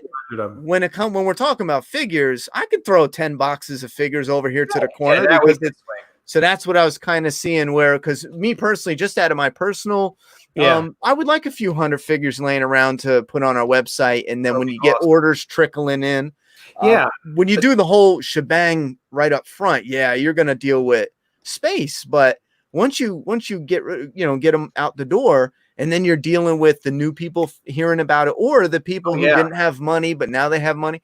Yeah, I kind of like that, having a few of them in the back, some orders trickle in, and you can, I don't know. I dig that. Yeah, I'm gonna find out. I'm really gonna burn into it and find out. The main thing is finding out the basic break-even cost, and then I'm with you. As far as like, storing stuff is not a joke after it becomes a lot of stuff. Especially not those statues. Holy fuck. Yeah. I can't even. I got statues up here. I have hard enough time finding space for the boxes to the statues that I have on display, let alone, stock. For sure. Look at the size of them. They're friggin' huge. Well, that little image, but they're massive. Kind of get the idea. Jim, that was a great mock-up statue that you did. I didn't realize those photos were great. Make sure to send them.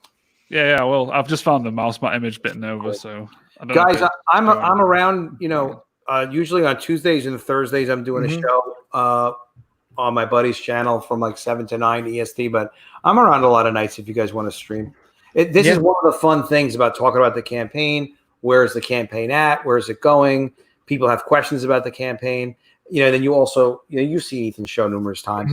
Talk about, like, could be comics related news, zombie related news, anything, but like always kind of like, and hey, by the way, about the campaign, having fun. So I'm doing more and more just casual stuff on my personal channel, just because doing streams on my main channel, I did it for a few years, and I looked at the stats, and it just obliterated the channel. So what I did is just moved everything over there. But for the big, Doomsday Kingdom events, we're going to be over here from time to time. But I still want to get with you, even if I'm not around and James happens to have time. We'll pop in and you guys see what you're doing. Yeah, we'll do it on my stream. We could do it on my channel too. I sent James that list of other channels to get on to promote. On it are contact names, names of channels, Twitter names, and also subscriber number. Generally, the higher the subscriber number, the bigger the opportunity. There's a couple like Ethan I didn't put on there because it's hit or miss with him. But I did mention him the other day to you, and I sent him your channel, by the way. Yeah, I caught that. Oh, you did see that? Okay. Yeah, thank you. Yeah, we all have to do that. I know it always means a lot if we help a brother out like that. So we always do. Yeah. Me personally, I'm just a fan of Ethan. So like, yeah, oh yeah, I just want to talk comics. Like, he's a lot of fun. Can you share my screen again, Ronnie? Oh yeah, let's see it. Let's see what you got. Let's see what is it. Incognito. The mouse mat I was getting mocked up, like a huge like desk covered one. I gotta say, you really go the extra mile as an artist, like with these product mock-ups and everything. Well, this one, credit to them. This is actually what they came up with. Actually, no, that's a lie. I did Photoshop it on. I just used one of their images. Oh, it's cool. Yeah, I just want to see what it looks like. But they're like $45. Oh my God. They are like quite big. Well, can you send me a picture of that? Yeah. I can imagine my my poor party girl there, like so kind cool. of cropped out as a mouse pad. Yeah, those are cool. Oh yeah, we just jumped up again. Guys, on these live streams, Ronnie, to have it not crush your channel, you just leave it unlisted. Yeah, that's what I ended up doing. I actually unlisted all the old previous ones, but I'm sticking with just because I switched it over and it's almost instantaneously. Every time I cut out the streams, the channel picks right back up. But when we were having them on and popping, I was getting a lot of people that were subscribing for the edited videos, the really polished reviews. And I got a ton of people that were just like, bro, I'm dipping. I can't handle the stream. Every time I look, oh, you got a video. No, it's a stream. So moving it over, I'm getting a lot more positive feedback that the people who like the streams, they got a channel for that. And the people who like the edited flaw and all reviews, every single Friday, we started at, we've been doing it for a while, but we have a dedicated day now. So every Friday, stop by. Day of the Dead is this Friday. We already did night. We already did dawn. We already did a number of The Walking Dead. So it's like a deep dive analysis on, in my opinion, what worked and what didn't with movies and TV shows. So I'm getting a lot more positive feedback just by splitting the two up. And I understand it because there's a handful of people that really dig the streams. And then there's another different group that don't want anything to do with streams and they just want the edited videos. Yeah, so they're great. For me, it just worked a little better. Look at it. That's fantastic. Look at that. Well, I really love Dead that one. artwork one as well. So it's a mouse pad. It's actually a credit card. I don't know. The mat for the signing. This is what the credit card companies put out for advertisement for The Walking Dead. Oh, cool. My local comic shop gave it to me because they said every time people went to sign the credit cards, they were punching through the receipt. So they took it off and they remembered I was a big fan. So they were like, yo, you want that? But I was showing it because it would be cool to get, one of the sexy girls, or because gamers would have it like this, if I'm not mistaken, or no, maybe they would have it like this because they need a lot of room. Gamers need those big mouses. Artists need those big mouses. Yeah. To have all that room to. I didn't even know it was possible to have an awesome mouse pad like that. Now I want. Right? Yeah, I found that out through gamers. I'm sure James. I didn't realize That's what it I was till. buying it for, just for Oh, was it? That's clear and stuff. It's also like for the, just for the aesthetic of it as well. But yeah, it's nice having a big mouse. You never are going off like with this Walking Dead one. I mean, that's a good incentive selling factor to people who are really, I mean, once you notice it, it's annoying as shit when you have a little mouse and you're always replacing it. When you get this big mouse, I don't know, it's so much cleaner. Yeah. So that's a selling point. The thing you never thought you'd need. Exactly. Very cool. A lot like College of the Dead and Doomsday Kingdom. You need to back them, support them. They love you.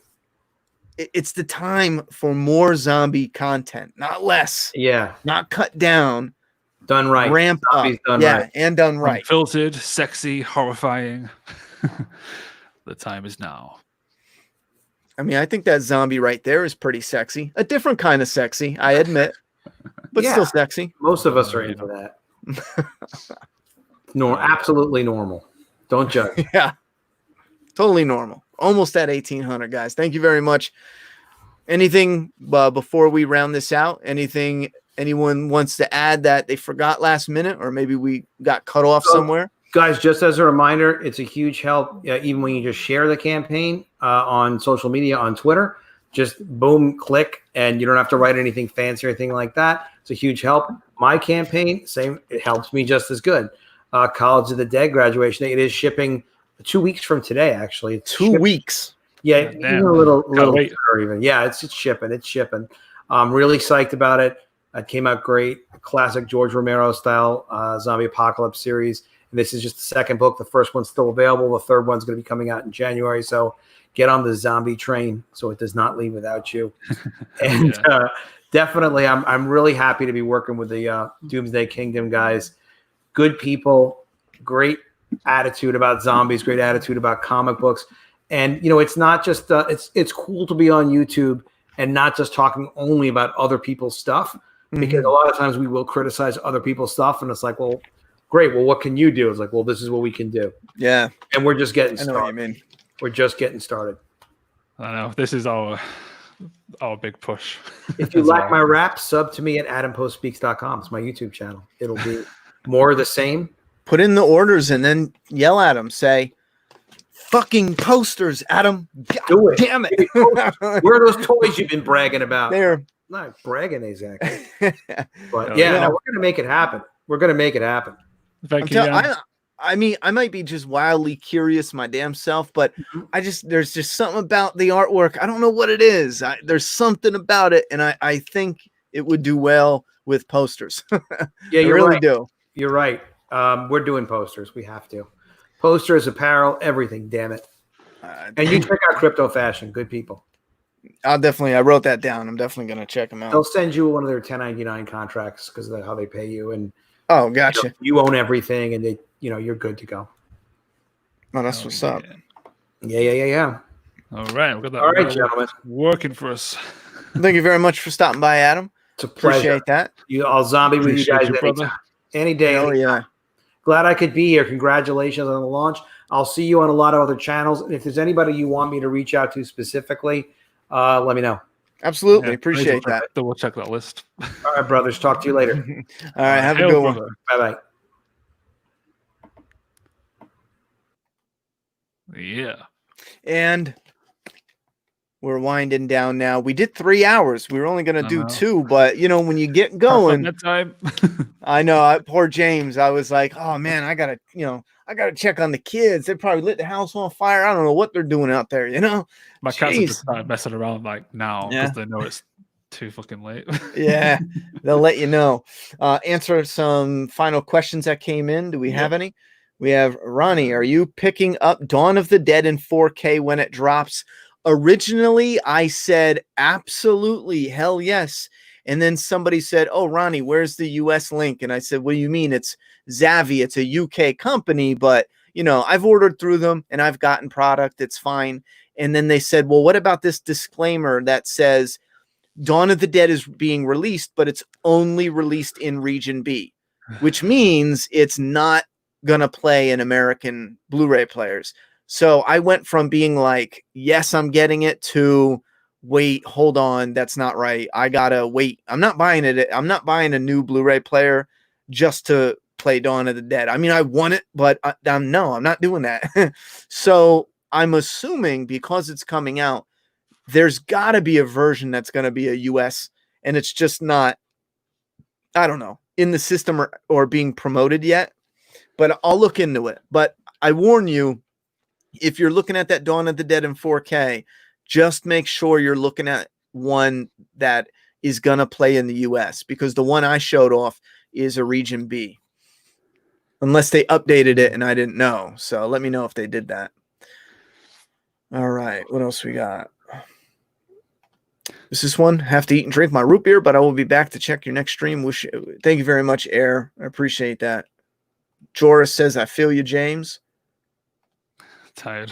Spin says, cats are cooking dinner, breakfast. I wish. Thank you very much, BitNova. Very exciting. Oh yeah, that's James. Hello, me. Damn, that sucks for Dawn. Megapath presents any more gaming streams later this week. Well, here's the thing. I'm going to look at the schedule. I am going to start working on a few things this week. Priority is Dawn of the Dead, Flaw and All. However, I'm also starting to prep my Last of Us marathon. That will be on the Ronnie Hayes channel. And I don't know if I should put it on this channel, but I just assumed it would be on the Ronnie Hayes channel for the marathon. The Last of Us live stream will be for part 2 will be on this channel. So maybe I'll just put it all on this channel, make it easy. I don't know. Joris says, I know, man, Netherlands is 1+ hour. Why for do you. people think I'm European? I'm in the UK. It's 0 GMT. Like Ronnie is -5 for me. So he's living in the past while I'm living in the future. Wow. Way to rub it in. You got those Australians who are like 9 hours ahead of us. Yeah, right. Crazy shit. Well, glad you enjoyed your time.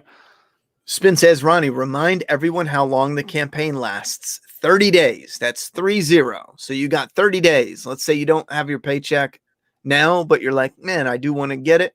You got 30 days to pop on by. It's going to be up on Indiegogo, just chilling, waiting for your cash injection, as they call it. 30 days, homie. And it will, I mean, given if it hits its goal, it will go into a, whatchamacallit, Like in demand for a little bit. What'd you say? It's like a store. What'd you say? Yeah, like an online store just to pick up any latecomers. But again, it needs to hit that goal in order for it to go in demand. But we got 30 days to pump this out there. So we'll see. Anyway, let's finish it up. I'm sure when we check back next week, obviously we're going to check back during certain streams on my Ronnie Hayes channel, but we're going to do one a week to catch up and do some updates or some reminders likely on this channel. Next time we'll likely be over the 2K mark. We'll do a little celebration for that. James, anything you want to add? Ronnie will probably do some more commentary streams as a writer, but I think the next ones we're going to work on is the artist commentary for issue 2, which I have got lots to say about that. I think when I'm drawing the page, I always think of like 20 different things at the same time. And then I always try to remember if I'm going to say the same thing when Ronnie asks me questions about, what did you think about this? Why did you do this? Why does that suck? And then I'll just go cry. Oh man, we really didn't do an artist commentary for 2? No, you did the writer one, and then you went to issue. And then I went to 3. Yeah. Okay. Yeah. We have to go back and remedy that. That's a word. There's no rush for that anyway, because like I said, it's still fun to do. Even I learned something. Now we're doing the the stream way as well. That's a lot easier. Like we don't have to edit. We don't have to. Oh yeah, good point. We can actually view the comic at the same time now as well through Discord. And it's more interactive for the chat too. Hell yeah. But that's it. Like I say, this volume has been a long time coming, so we really appreciate everyone's help. And if you want to get some cool artwork, the head sketches is only available to 25 people. 5 people have claimed those already. You can choose to have a rider fully ink washed drawing or a zombie. And then we have the original art tiers, which contains artwork from issue 5, which there are only 18 pieces. 2 have been claimed. And you can pretty much pick, if you get it now, you can pick whatever page you want. I'll send a little thumbnail sheet. And also available in it is some issue 6 artwork as well. So that's going to be pretty sweet for people to get. But just note, they only ship to America, UK, and Ireland. Where's Aaron P? Yeah. Where's AP during this epic launch? He's missing. Did we post it in Discord? I don't know if you posted it. We need to add the link to this video, though, because you haven't done that yet. Well, I don't know if you can do it while it's live. To be honest, I had to shut Discord down because Discord is why we started late. Discord kept blocking the mic. I just mean the chat. The text channel stuff. I don't know if you posted it now. I was just asking that. No, that's what I was saying is I was going to share it to Discord, but when I X'd it out, I totally forgot about it. The Discord is interesting. Discord is something that everyone yelled for the longest, and we started it, and it got really rocking and rolling. But then when people get busy, it's like a ghost town. So you just got to wait for the flow of excitement to kick in during, certain things when it pops off. There's a lot of activity, and then it dies down. Europe sucks. If you're saying that because of artwork not being available, it's just a safety thing because I don't really trust the postal service as it is. So UK, I know, is quite easy to ship to. Ireland as well because it's right next. It's in the same country pretty much as me, and USA because at least I can do those in a box. But anywhere else in the world is a bit risky. But the volumes, the books themselves, they have worldwide shipping as well. And also, Ronnie, the link in the YouTube video description is not there yet. Oh yeah, you know what? I can remedy that real fast. Watch. I was gonna do this right when we started, but I got distracted. Back now, bam. Hell yeah. You know what the fuck, man? It didn't do a thumbnail. I don't understand. I put the thumbnail in it. Bastards. All right, there we go. We got the link and we can confirm it in a second. I'm about to... No, it's not made for kids. What are you talking about? I confirmed it right now. So if you guys refresh the stream, you'll find a link to the Indiegogo for anyone maybe just, coming back to rewatch this. You'll find a link to that, and we should have the... Hell yeah. The whatchamacallit fixed. The thumbnail. Hell yeah. He said hell yeah twice. Someone just tweeted us out with a couple of images from the campaign saying 121 pages of zombie apocalypse action for $30. It's a no-brainer. That's funny. But right. Links work and all that, so we're looking good. Man, that looks sexy on the cell phone. Where are we at here? Look at that. Yeah, just the phone popped up. Cool. It does. Pop it up and just, man, look. Those tears look sexy. All right. Hell yeah. Right. I must retire to the nest. Go get some rest. I got to shut her down as well. Have a good night, chat. Be safe, and we'll see you on the next stream. Peace, people. Good night.